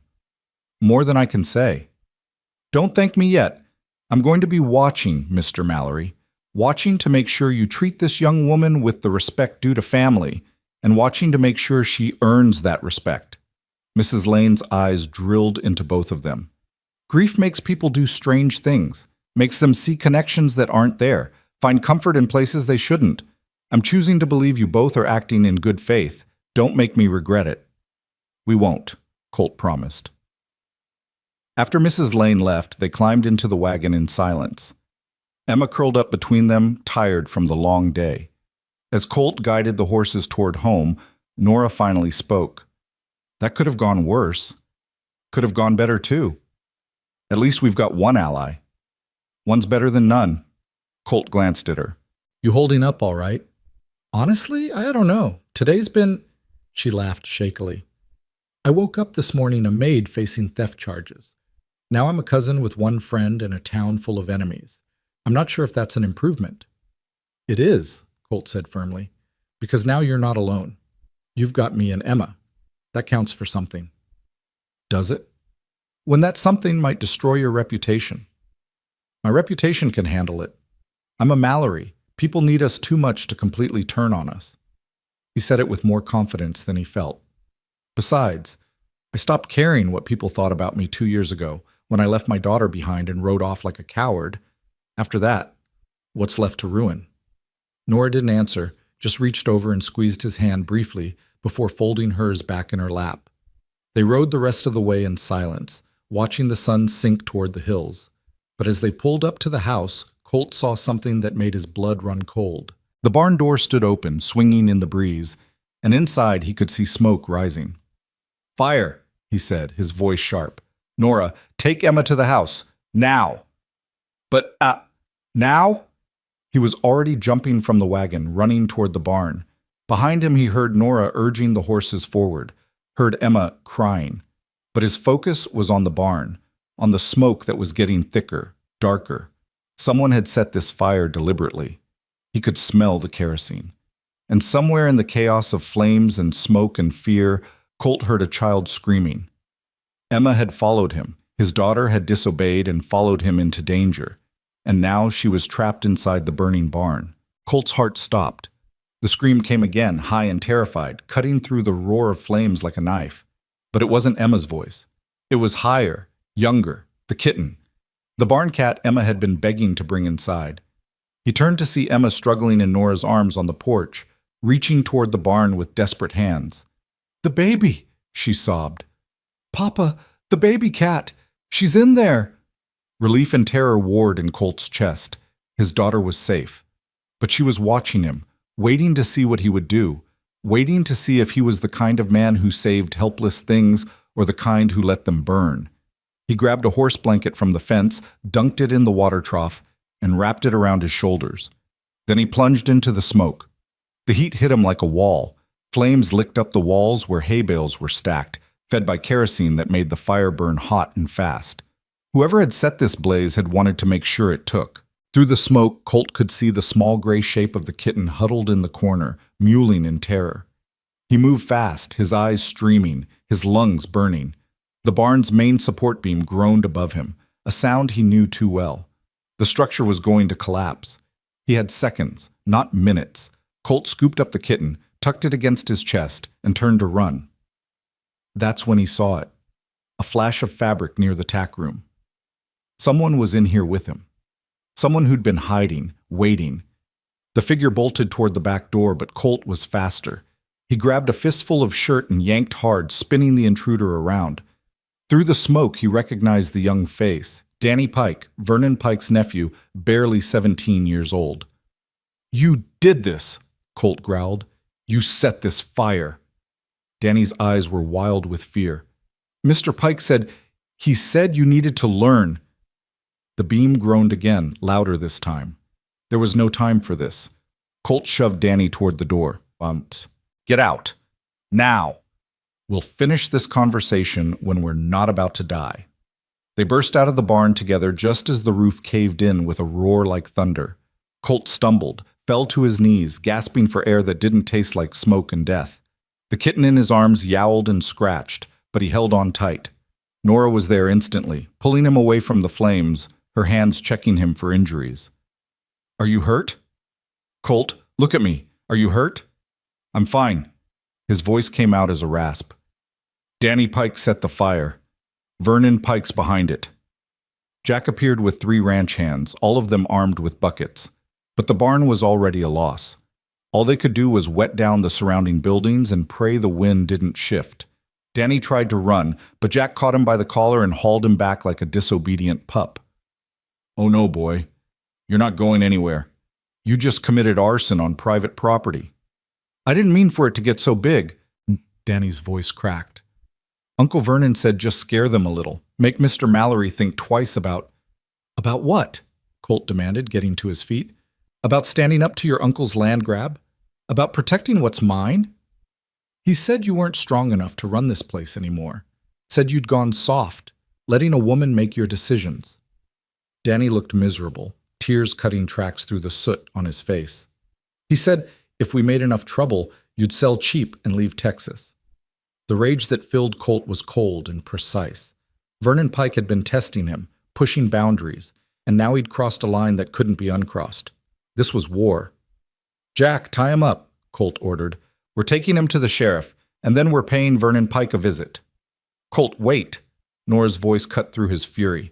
She was holding Emma now, the little girl clutching the rescued kitten to her chest. You're in no shape to ride anywhere. Look at yourself. Colt looked down. His shirt was burned through in places. His hands were blistered, and he could feel the sting of a dozen small burns on his arms and face. The adrenaline was wearing off, leaving pain in its wake. I don't care. Pike needs to answer for this. And he will, but not tonight. Tonight, you need a doctor. Nora's voice was firm, brooking no argument. Emma's terrified. The barn's still burning. Running off half-cocked isn't going to help anyone. She was right. Damn her. Colt's hands were shaking now, his legs unsteady. The smoke inhalation was catching up to him, making his chest tight and his vision blur. Fine, he conceded. But first thing tomorrow, I'm going after Pike. First thing tomorrow, Norah agreed. Now come inside before you fall down. They made it to the house, Danny Pike trussed up in the tack shed under Jack's watchful guard. The hands formed a bucket brigade to keep the fire from spreading, but there was nothing left of the barn except a skeletal frame of charred timber and ash. Inside, Norah worked with the efficiency of a field surgeon. She cleaned Colt's burns with water and vinegar, wrapped his hands in clean linen, and made him drink willow bark tea for the pain. Emma sat on his lap the whole time, the kitten purring in her arms, refusing to let either of them out of her sight. You saved her, Emma whispered. You ran into the fire and saved her. Of course I did. You asked me to. But you could have died. Emma's voice was very small. Like Mama died. Colt's chest constricted. He wrapped his good arm around his daughter and pulled her close. I'm not going anywhere, baby. It takes more than a fire to get rid of me. Promise? Promise. Emma buried her face in his chest, and Colt felt her tears soaking through his shirt for the second time in a week. Above her head, he met Nora's eyes. She looked exhausted, worried, and something else, something tender that made his heart skip. Thank you, he mouthed. She just shook her head and went back to mixing another poultice. By the time the doctor arrived, summoned by one of the hands, Colt's burns had been cleaned and dressed, and he was feeling almost human again. Doc Morrison, a gruff man in his 60s who'd delivered half the county, examined him thoroughly and pronounced him lucky. Could have been much worse, Morrison said, packing away his instruments. Your lungs are clear, the burns are superficial. You'll be sore for a few days, but you'll live. Good to know. Though I hear it wasn't the fire that nearly killed you, it was stupidity. Running into a burning building for a cat? Morrison shook his head. You've got a daughter who needs you, Mallory. Maybe think twice before playing hero next time. Next time someone sets fire to my property, I'll keep that in mind. After the doctor left, Colt found Norah in the kitchen making supper. Emma was finally asleep upstairs, exhausted from fear and tears, the kitten curled up beside her, despite Mrs. Alden's old rule about barn cats staying in barns. You should rest, Norah said without looking up from the stove. You've been through hell today. So have you. I wasn't the one who ran into a burning building. No, but you kept your head while everyone else was panicking. You took care of Emma, took care of me. That takes a different kind of courage. Colt eased himself into a chair, his body protesting every movement. I don't know what I would have done without you today. Norah finally turned to face him. In the lamplight, he could see the worry etched into her features, the way her hands trembled slightly as she wiped them on her apron. I was so afraid, she admitted. When you ran into that barn, I thought I was going to watch another person I cared about die. And I couldn't bear it, Colt. I couldn't bear losing someone else. The raw honesty in her voice stripped away every pretense between them. They weren't employer and employee, weren't distant cousins trying to figure out a family connection. They were two broken people who'd found something unexpected in each other, comfort, maybe, or hope. or the beginning of something neither of them was ready to name. "I'm sorry I scared you," Colt said quietly, "but I had to go in." Emma was watching. She needed to know. His voice caught. She needed to know I wouldn't abandon something helpless, that I wouldn't run away when things got hard. "You're not that man anymore. The one who ran." "Aren't I?" "Some days I'm not sure. Some days I wake up and the first thing I think is how easy it would be to saddle Prophet and just keep riding." "But you don't." Norah came to sit across from him. "That's what matters. You stay. You fight. You run into burning buildings for orphaned kittens." She smiled slightly. "You're a good man, Colt Mallory. Better than you give yourself credit for. And you're a good woman. Better than this town deserves." They sat in the quiet kitchen, the only sound the tick of the clock and the distant settling of the ruined barn. Outside, the hands were still watching for sparks, making sure the fire didn't reignite. But inside felt safe. Felt like home. "What are you going to do about Vernon Pike?" Norah asked finally. "What I should have done weeks ago. I'm going to make it clear that pushing Mallory land is a mistake he won't make twice." Colt's voice was hard. "He sent a boy to burn my barn. Next time it could be the house, could be Emma's room. I can't let that stand." "Will there be violence?" "I hope not. But if there is, I won't shy from it." Norah nodded slowly. "Then I'm coming with you." "Absolutely not." "Colt." "No, it's too dangerous. Pike's already shown he's willing to commit arson. I won't put you in his line of fire." "And I won't sit here wondering if you're coming home," Norah shot back. "I've done that too many times, sat and waited and worried, while men I loved rode off to face danger. I won't do it again, not when I can help." "How exactly would you help? This is ranch business, Norah, men's business." The look she gave him could have curdled milk. "Don't you dare pull that with me. I'm not some delicate flower who needs protecting. I've survived things that would break most men. I can handle Vernon Pike." "It's not about what you can handle. Then what is it about? Control? Pride?" Norah leaned forward, her eyes blazing.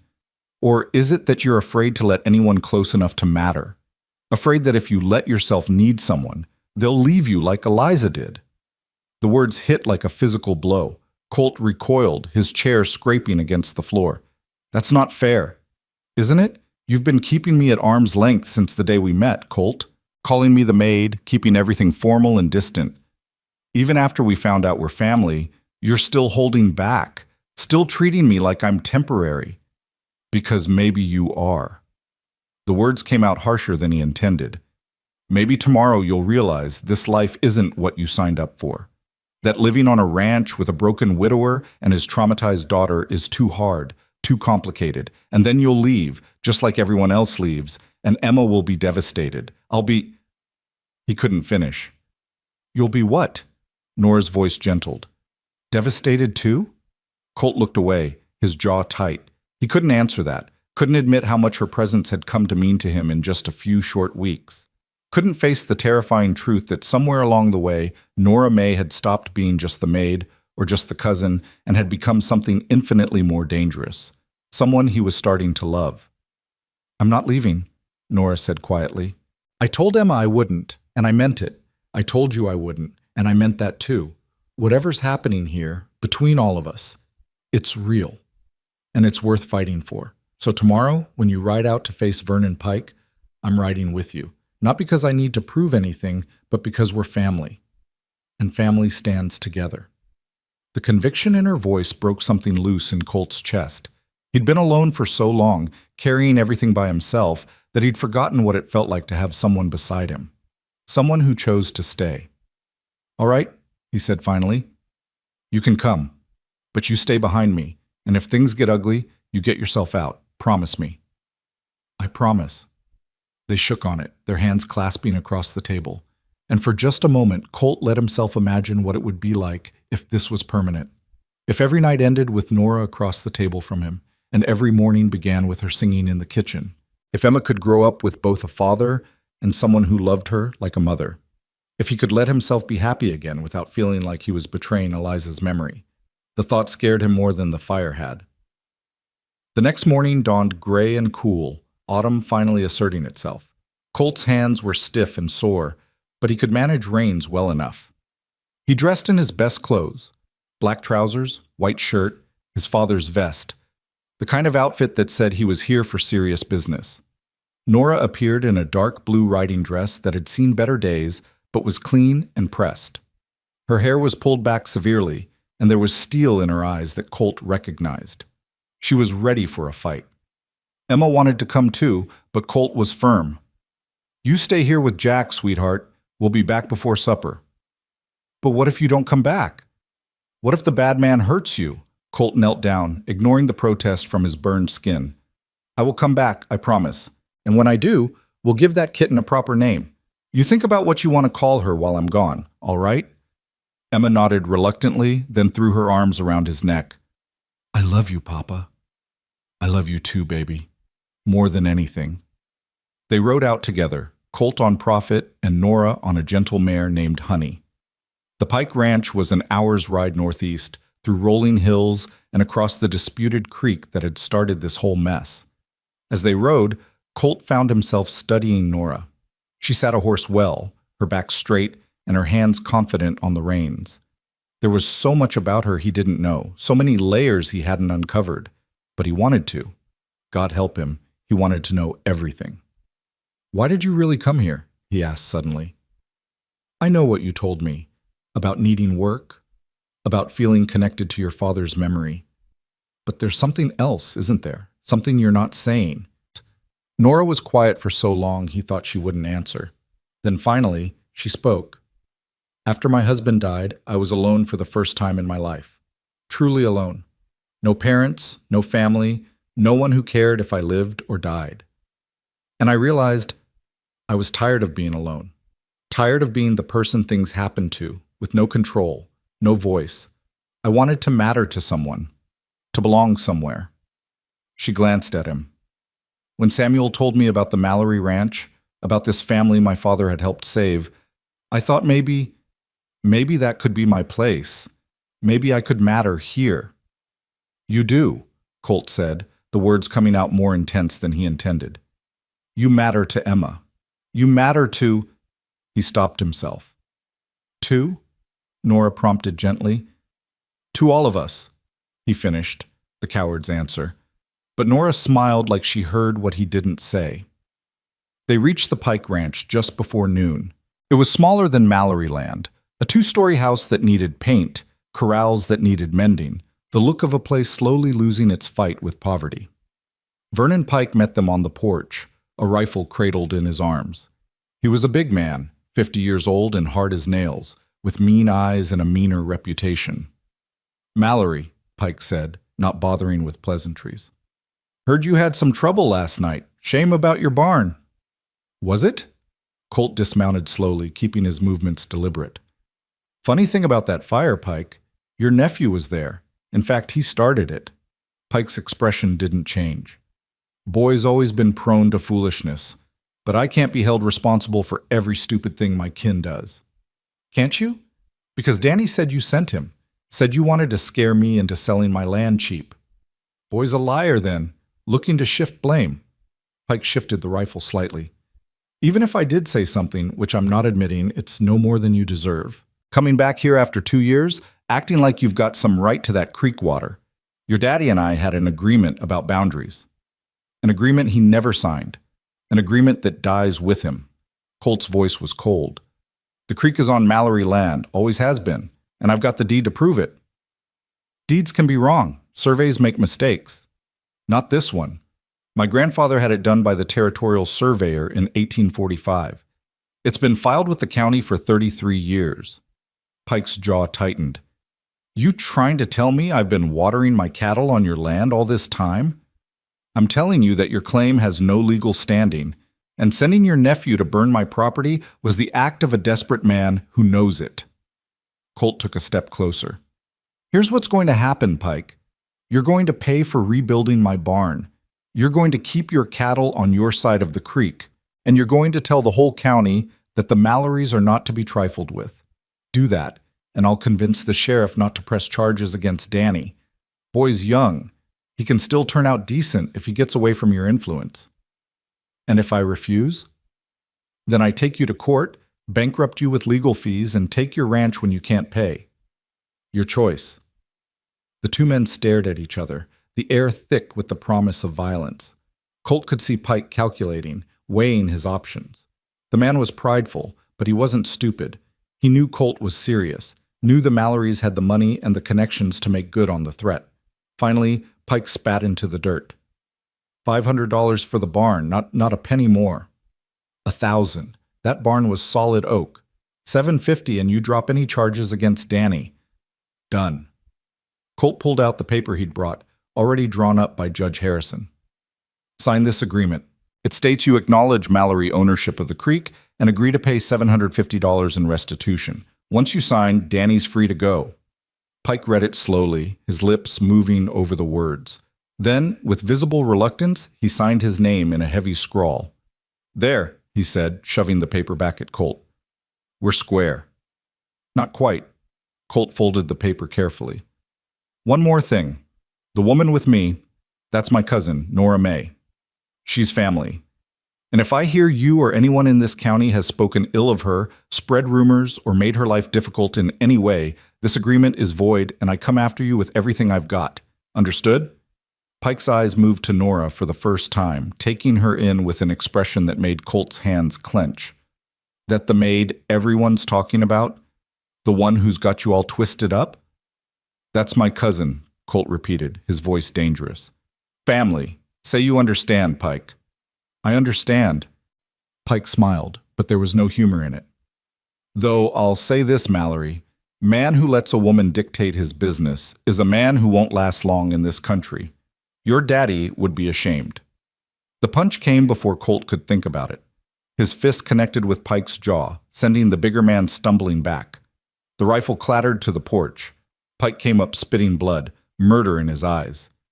"You son of a—" Norah's voice cut through the tension like a blade. "Mr. Pike, I suggest you stay down." Both men turned to see her sitting calmly on her horse, a small pistol in her hand. It was pointed directly at Pike's chest, and her hand didn't shake. "Where the hell did you get that?" Colt demanded. "Brought it from inside. You boys were so busy measuring each other you didn't notice me dismount." Norah's eyes stayed on Pike. "Here's what you need to understand, Mr. Pike. I'm not some helpless woman who needs defending.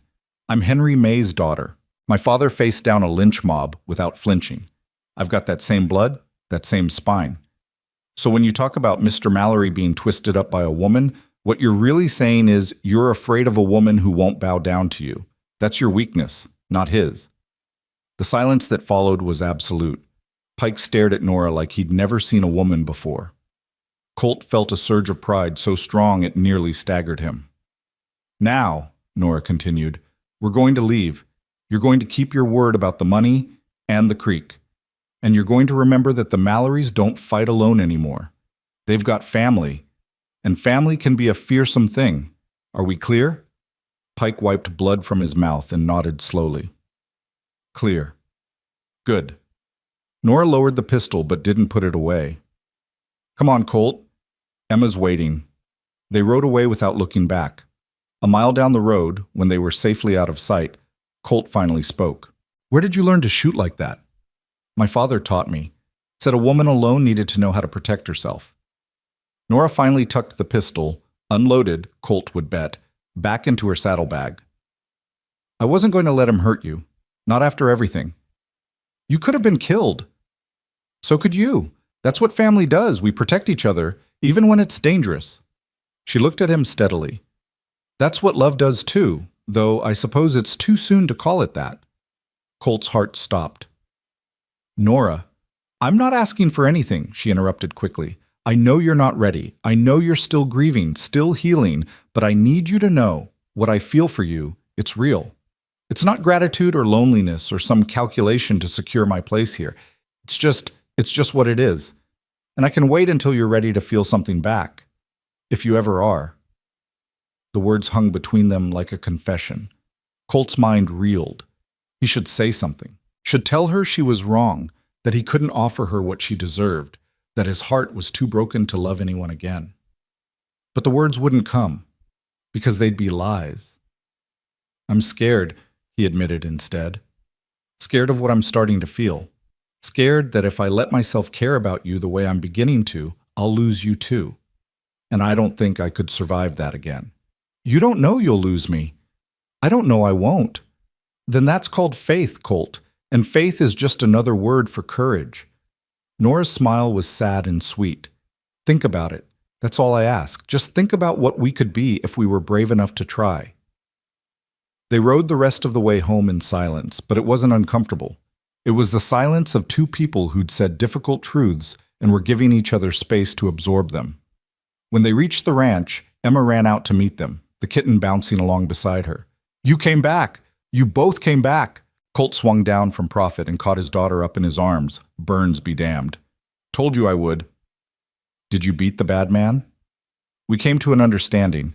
The barn will be rebuilt, and Mr. Pike won't bother us anymore. Because Papa punched him, Norah added with a grin. Right in the jaw. Emma's eyes went wide.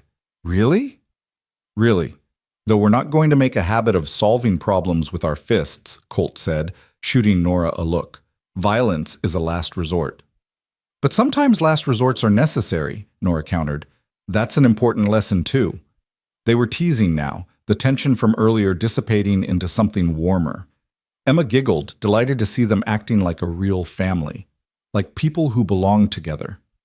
That night, after Emma was asleep and the house was quiet, Colt found himself drawn to the family Bible again. He opened it to the page with Catherine May Mallory's name and traced the faded ink with one bandaged finger. His grandmother had loved a brother named Henry. That brother had saved the Mallory ranch. And now Henry's daughter was here, singing old songs and teaching Emma to be brave, and making Colt feel things he'd thought died with Eliza.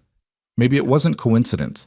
Maybe it was something bigger, fate or providence, or just the strange way the universe balanced its books. His family had been given a gift once, and now they were giving something back. A home, a place to belong, a second chance at happiness for a woman who'd lost everything, and maybe, just maybe, a second chance for him too. If he could find the courage to take it.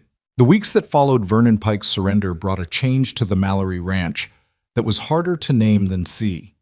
It wasn't just the new barn going up, timber frame by timber frame, paid for with Pike's money and built by hands who worked with renewed purpose.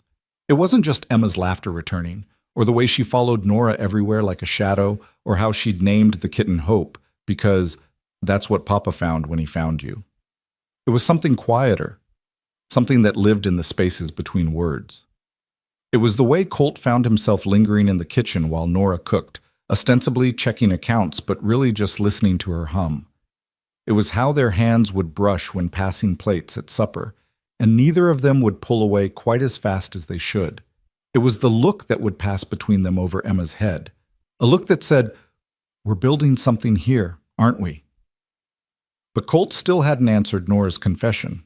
Still hadn't found the words to match the feelings growing in his chest like wildflowers after rain. And with each passing day, the silence between them grew heavier, more charged with things unsaid. October deepened into November. The air turned crisp, and the leaves on the live oaks began their slow fade from green to gold. Emma turned 3 years old with a party that included Jack and the ranch hands, Judith Lane and her family, and a handful of other neighbors who'd decided that maybe the Mallorys weren't as scandalous as rumor suggested. Norah baked a cake, 3 layers with honey frosting, and Emma's face, when she saw the candles, was worth every ounce of sugar it took. They sang and ate and watched Emma open presents, and for a few hours the house felt full in a way it hadn't since Eliza died. But as the guests departed and twilight settled over the hills, Colt felt the old restlessness return. The sense that he was standing at a crossroads, and whichever path he chose would change everything. He found Norah in the kitchen later that evening, washing dishes in the basin. Emma was already asleep upstairs, exhausted from her special day. Through the window, Colt could see the new barn silhouetted against the darkening sky, a testament to survival, to fighting back, to refusing to let fear win. "Today was good," Norah said without turning around. Emma was so happy. "Because of you. You made it special for her." "We made it special. You, me, everyone who came." Norah set down the plate she was washing and finally turned to face him. "That's what family does, Colt. They show up. They celebrate the good days and endure the bad ones together. Is that what we are now? Family? I don't know. You tell me. There was no accusation in her voice, just honest curiosity. Because we've been dancing around this for weeks now, and I'm tired of pretending I don't see it. Tired of acting like there's nothing between us except shared blood from 3 generations back. Colt's heart hammered against his ribs. Norah, do you know what tomorrow is? She interrupted. November 5th. 2 years to the day since Eliza died. I looked it up in the family Bible. Wanted to know if you'd need space, need silence, need anything. The breath left Colt's lungs in a rush. He'd been trying not to think about the anniversary, trying to pretend it was just another day. But of course Norah had noticed. Of course she'd prepared herself to support him through it. I don't know what I need, he admitted. I don't know how to grieve her without feeling like I'm betraying her. And I don't know how to move forward without feeling like I'm leaving her behind. Norah crossed the room slowly, stopping just close enough that he could smell the lavender in her hair. Can I tell you something my mother told me after my father died? She said grief isn't something you move past. It's something you carry with you. It changes shape over time, gets lighter or heavier depending on the day, but it never fully leaves. And that's all right. That's how it should be. The people we love deserve to be carried. But how do I carry Eliza and still have room for... He couldn't finish. Couldn't say for you out loud. Love isn't a finite resource, Colt. Your heart isn't a house with only so many rooms. It's bigger than you think. Strong enough to hold grief and joy at the same time. Strong enough to remember Eliza and still let yourself feel something for someone else. Norah's eyes searched his face. If you want to, that is. I'm not trying to replace her. I'm not trying to erase what you had. I'm just here, and I'm willing to wait until you figure out if there's space for me too. The words cracked something open in Colt's chest, some barrier he'd built around his heart to keep it safe. I'm afraid, he whispered. Afraid that if I love you, I'll lose you. Afraid that happiness is something I'm not allowed to have anymore. Why wouldn't you be allowed? Because I left Emma. Because I was a coward who ran away when she needed me most. What kind of man does that? What kind of man deserves a second chance? A human one. Norah's voice was fierce now. A broken one who did his best with an impossible situation. You think you're the first person to handle grief badly? To make mistakes? Colt, you came back. You faced your demons and you came home. That's not cowardice, that's courage. It doesn't feel like courage. It never does. Courage feels like being terrified and doing the thing anyway. Norah reached up and cupped his face in her work-roughened hands. I'm terrified too. Terrified that I'm reading this wrong, that you'll never see me as anything but the maid or the cousin. Terrified that I've let myself fall in love with a man who can't love me back because his heart is still buried on a hillside with his wife. But I'm doing it anyway. That's what courage looks like. Colt stared at her. At this woman who'd survived so much and still had the strength to be vulnerable, and felt the last of his resistance crumble. You're not reading it wrong, he said hoarsely. God help me, Norah. You're not reading it wrong at all. Then he kissed her. It wasn't like kissing Eliza. It was different, softer, more tentative, flavored with grief and hope in equal measure. Norah made a small sound of surprise, then melted into him, her arms coming up to wrap around his neck. And for the first time in 2 years, Colt felt something other than hollow. He felt full. He felt alive. When they finally broke apart, both breathing hard, Norah's eyes were bright with unshed tears. Colt, I love you, he said, the words tumbling out before he could second-guess them.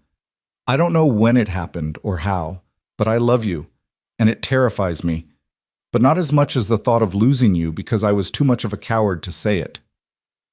You're not losing me. Norah's smile was radiant. I'm not going anywhere. I told you that, remember? I'm staying. Even though this town gossips? Even though some people will always see you as the maid who trapped the grieving widower? Let them talk. I've survived worse than gossip.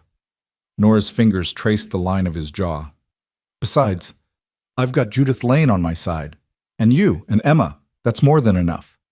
They stood in the kitchen holding each other while the last light faded from the sky and the house settled into its evening sounds. The creak of old wood, the whisper of wind through the eaves, the distant lowing of cattle. It felt right in a way Colt hadn't expected. Not like replacing what he'd lost, but like building something new from the rubble. Tomorrow, he said quietly. Will you come with me to visit Eliza's grave? I think I need to talk to her, to tell her about you, about us. Norah pulled back to look at him, her expression serious. Are you sure? That's a private thing, Colt. You don't have to include me. I want to. I need her to know. His voice caught. I need her to know that Emma's all right, that we're going to be all right. And I think she'd want to know about you, about how you saved us both. Then I'll come. Of course I'll come. They parted reluctantly, aware that Emma could wake at any moment, that the ranch hands might return from town, that the world was full of complications they'd have to navigate. But for now, in this moment, they had each other. And that was enough. The next morning dawned cold and clear, the kind of November day that made Texas feel almost like autumn instead of just a less hot version of summer. Colt woke early, dressed carefully in his Sunday clothes, and found Norah already up making coffee and biscuits. Emma's still asleep, she said, handing him a cup. I thought maybe we could go before she wakes. Give you time with Eliza without having to manage a 3-year-old's emotions, too. You think of everything. Someone has to. But she said it with affection, not judgment. They walked up the hill behind the house where Eliza was buried beside Colt's parents and grandparents. The plot was well tended. Someone had been keeping the grass cut and the marker clean. Colt suspected Jack, though the old foreman had never mentioned it. The marker was simple limestone. Eliza Mallory, beloved wife and mother, 1852-1876. Her song continues. Colt stood before it, hat in his hands, Norah a respectful distance behind him. For a long moment he couldn't speak. The weight of 2 years pressed down on him, all the words unsaid, all the apologies unmade, all the love he hadn't known how to express. I'm sorry, he finally whispered, for leaving, for running, for being too broken to be what Emma needed. You deserve better than that. She deserved better. The wind rustled through the oak trees, carrying the scent of cedar and earth. Colt took a shaky breath and continued. But I'm back now. And she's amazing, Eliza. She's so much like you, brave and kind and stubborn as hell. She talks now, thanks to Norah. She laughs. She has a kitten named Hope. His voice broke. She's going to be all right. I promise you that. Whatever else I've failed at, I won't fail her again. He paused, gathering courage for the hardest part. There's someone I want you to meet. Her name is Norah May, and she's family, distant cousin through my grandmother, but she's become more than that. He glanced back at Norah, saw her standing strong and steady. She's brought music back to our house, brought laughter. She sings your lullaby to Emma, and somehow it doesn't hurt anymore. It just feels like you're still with us in a different way. Colt's throat closed up. He felt Norah's hand slip into his, offering silent support. I'm falling in love with her, he said, the words barely audible. Maybe I already have. And I need you to know, it doesn't mean I've forgotten you. It doesn't mean what we had wasn't real or wasn't enough. It just means I'm choosing to live again instead of just existing. And I hope, you'd want that for me. For us. The silence that followed felt sacred somehow, like a blessing given without words. Colt stood there, holding Norah's hand, and felt something shift inside him. Not the grief disappearing. Norah was right. That would never fully leave. But the guilt that had been wrapped around it like barbed wire finally loosened its hold. Thank you, Norah said softly, speaking for the first time. For loving him well. For giving him Emma. For being someone worth grieving. I'll do my best to honor what you built here, to help him be the man you believed he could be. Then she did something Colt didn't expect. She knelt down and placed her hand on the marker, her head bowed in respect. I promise I'll take care of them, both of them, and I'll make sure Emma knows who you were, what you meant. Your song won't be forgotten. When she rose, there were tears on her cheeks, but she was smiling.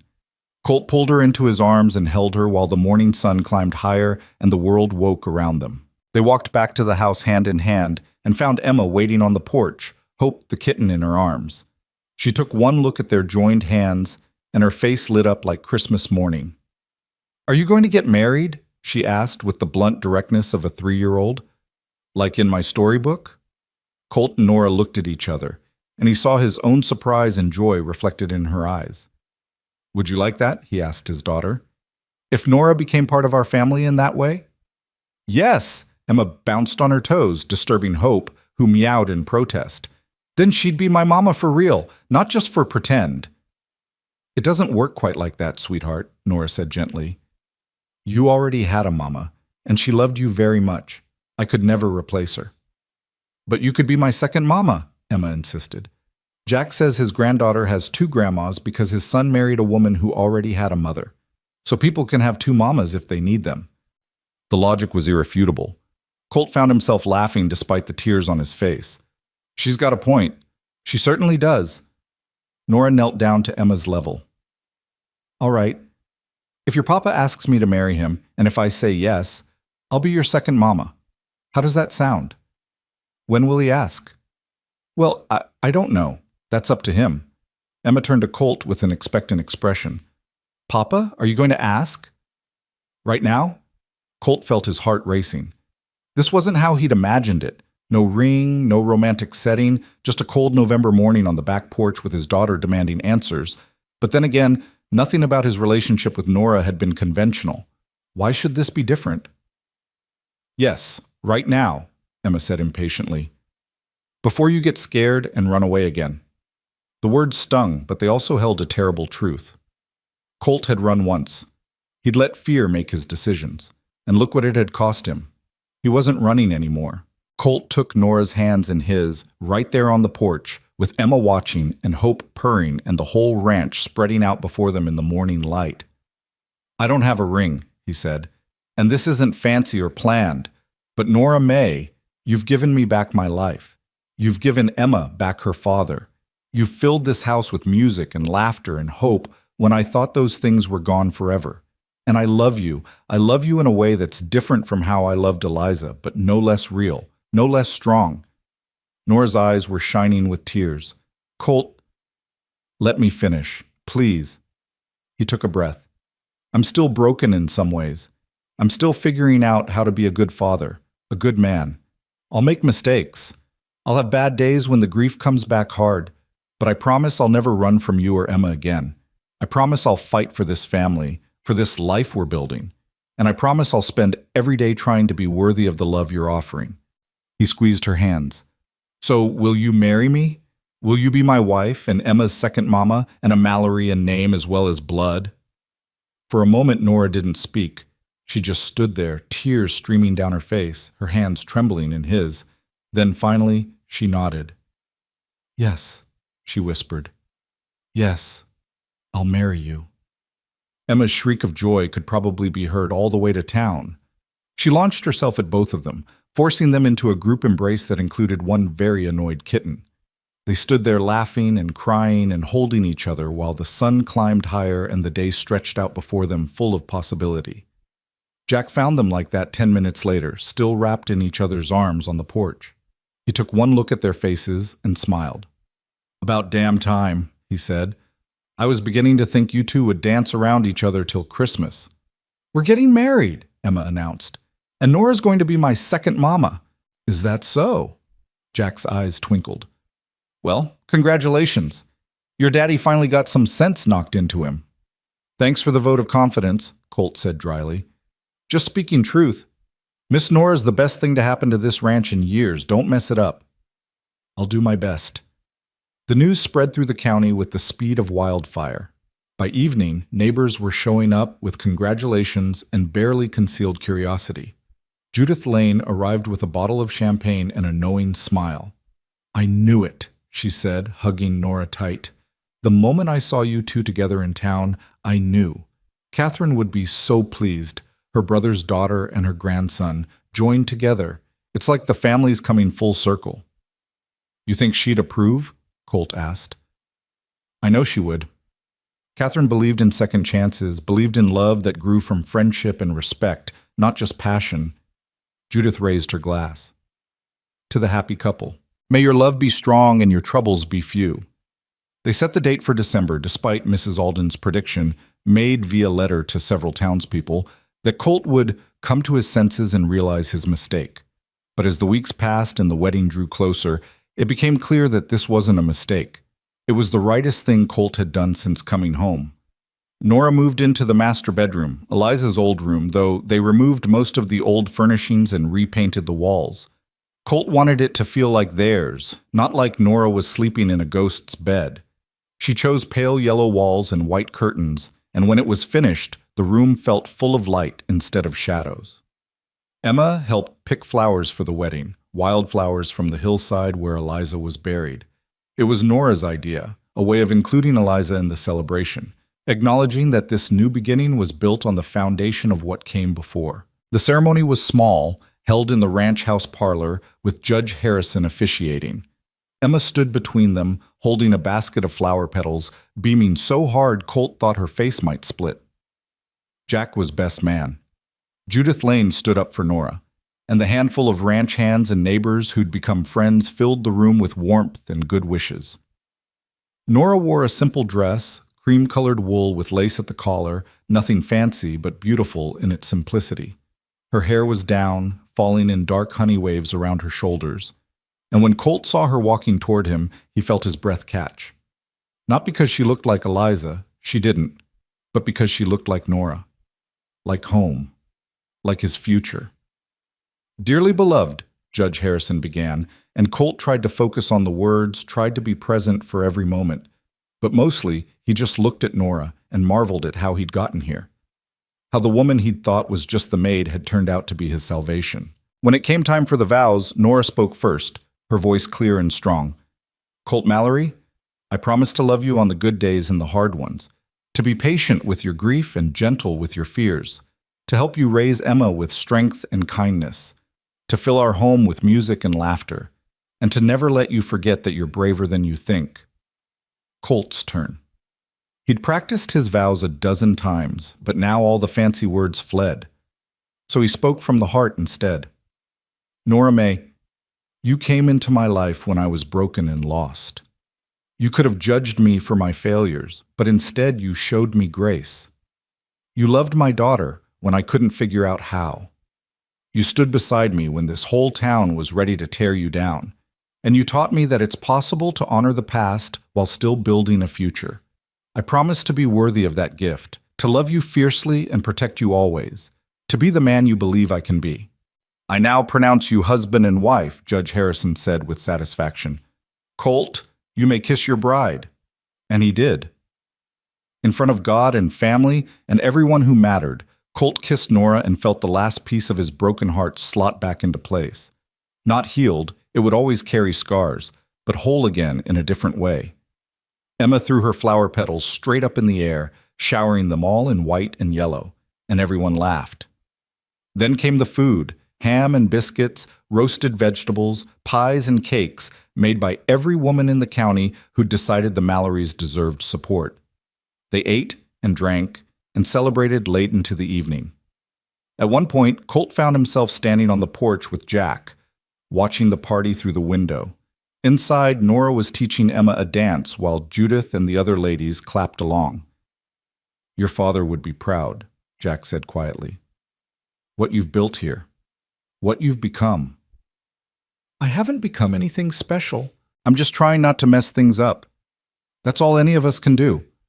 But you're doing it right, taking care of your own, honoring your debts, choosing love over fear. That's what matters." Jack clapped him on the shoulder. "Besides, you picked a good woman. Miss Norah's got spine. She'll keep you honest." "That she will. And she's good for Emma. That child's bloomed like a flower in spring since Norah came. Talking, laughing, sleeping through the night. That's worth more than all the cattle in Texas." "I know." Colt watched his wife, spin Emma in a circle, both of them giggling. "I'm a lucky man, Jack. Luckier than I deserve." "Maybe, but you earned this too. By coming home, by facing your demons, by choosing to live instead of just surviving." Jack headed for the door, then paused. "One more thing. Your grandmother, Catherine, she left a letter for your father when she died. He never opened it, kept it sealed in his desk. I think maybe it's time you read it." After Jack left, Colt stood alone in the cold November night, thinking about letters and legacies and the strange way family ties could stretch across generations and still hold strong. Inside, the party continued without him, but he needed this moment. Needed to stand in the dark and feel grateful for everything he'd been given, and everything he'd almost thrown away. He found the letter later that night, after the guests had left and Emma was asleep and Norah was in their room, unpacking the few belongings she'd brought to her new life. It was exactly where Jack said it would be, sealed with red wax and addressed in his grandmother's elegant script, "For my son, Thomas, to be opened after my death." His father had died without opening it. Colt broke the seal carefully and unfolded the yellowed paper.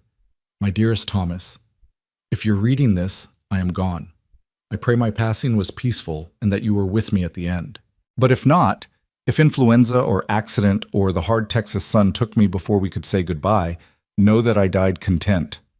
I had a good life with your father, a strong son, and land I loved. That is more than most women get. But there is something I need you to know, something I've carried like a stone in my heart for 24 years. I had a brother, Henry May. We were close as children, closer than most siblings. When I married your father and came to Texas, I thought Henry and I would stay in touch. Visit when we could, keep our bond strong across the miles. But the war came and the distance grew and letters stopped arriving. I heard terrible things, that Henry had been executed for helping Union soldiers, that his land was taken, that his wife and daughter were left with nothing. I tried to find them, Thomas. I wrote letters, sent money through friends, but I never got word back. I don't know if they're alive or dead. I don't know if they ever received my help. If by some miracle Henry's family survived, if his daughter Norah is still out there somewhere, find her. Help her. Your father owes Henry a debt that can never be repaid, but we can try. Give her land if she needs it, work if she's destitute, family if she's alone. Promise me this, Thomas. Promise me you'll make it right. Your loving mother, Catherine May Mallory." Colt read the letter 3 times, each word burning itself into his memory. His grandmother had known.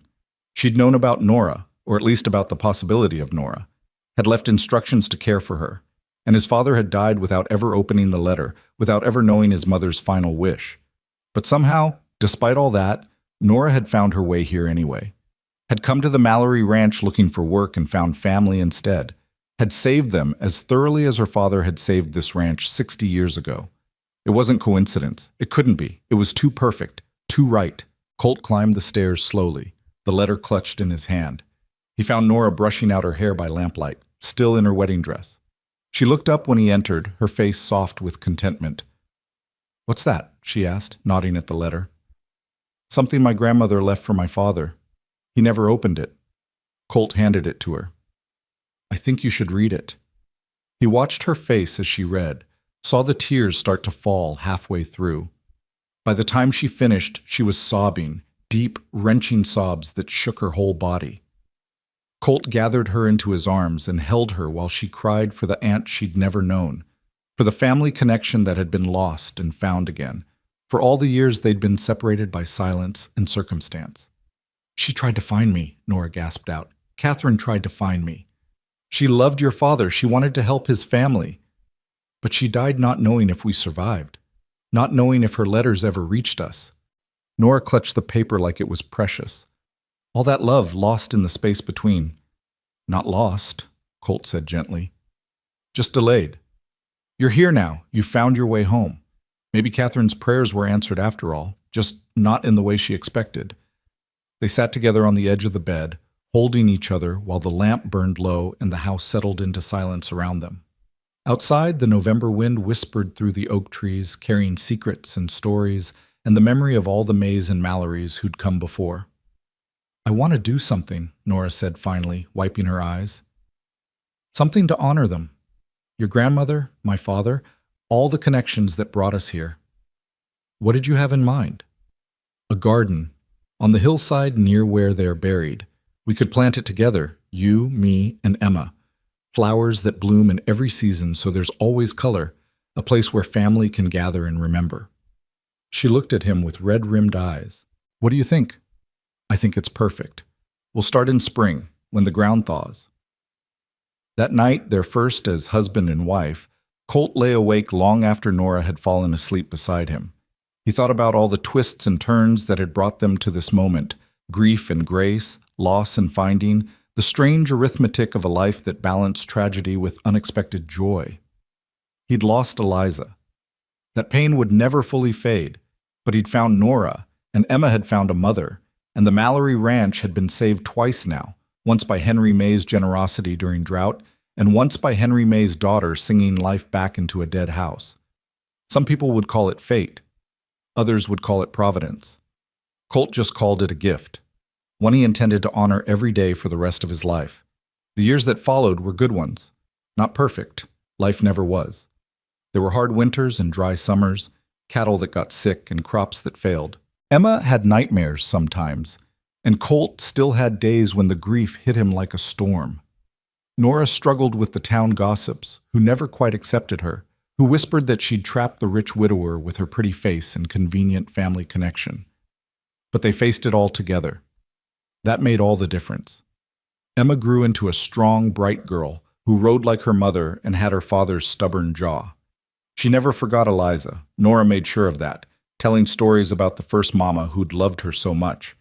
But she also called Norah Mama without hesitation, and anyone who saw them together knew the love was real. The garden they planted on the hillside became famous in the county, a riot of color that drew visitors from miles around. Roses and bluebonnets, Indian paintbrush and evening primrose, all arranged in careful patterns that spelled out names: Catherine, Henry, Thomas, Eliza. The dead honored by the living, the past woven into the present. Norah and Colt had 2 more children, a boy they named Henry and a girl called Catherine. Emma was a devoted older sister, teaching them to ride and sing and be brave. The house that had been so silent for 2 years rang with noise again, arguments and laughter, crying babies and slamming doors, all the beautiful chaos of a family that was alive and growing. On warm evenings, they'd gather on the porch, all of them together, and Norah would sing. Sometimes it was Eliza's lullaby, passed down through generations of May women. Sometimes it was new songs she'd written herself, songs about Texas hills and second chances and love that grew from ashes. And Colt would sit with his children around him and his wife beside him, and think about how close he'd come to missing all of this, how easily he could have stayed lost in his grief, letting it consume him until there was nothing left but bitterness and regret. But he'd come home, and Norah had been there, singing in the darkness, showing him the way back to light. 10 years after their wedding, on a December evening, much like the one when they'd married, Colt found Norah in the garden. She was kneeling beside Catherine's marker, planting winter jasmine that would bloom yellow in February. "The children are asking for a story," he said, sitting down beside her in the dirt. "They want to hear about how we met again." "Again? We've told them a dozen times." "They never get tired of it." Colt took her hand, dirty from the garden, and kissed her knuckles. "Neither do I, if I'm honest." Norah smiled, that same gentle smile that had first caught his attention all those years ago. "What should we tell them? The truth? That I was just a maid until you found me singing to your daughter?" "You were never just a maid. You were family all along. We just didn't know it yet." "And now?" "Now you're everything. Wife, mother, the heart of this family." Colt pulled her close, not caring about the dirt or the cold or the jasmine crushed beneath them. "You saved me, Norah. Saved all of us. I hope you know that." "We saved each other," she corrected. "That's what love does. It saves us from ourselves." Above them, the Texas sky stretched out vast and deep, scattered with stars that had witnessed every moment of their story, the grief and the healing, the fear and the courage, the ending that became a beginning. From the house, they could hear Emma calling the younger children to supper, her voice strong and sure. The kitten Hope, now an old cat, gray in the muzzle, wandered out to sit with them in the garden. And in the distance, rising on the evening air like a promise, came the sound of children singing. Not Eliza's lullaby this time, but a new song. Norah's song. A melody about coming home and finding family and love that refused to be silent. Colt closed his eyes and listened. his wife warm beside him, and his children's voices weaving through the dusk. This was what happiness sounded like, he thought. Not the absence of pain, but the presence of love strong enough to carry you through it. The maid who'd come to his ranch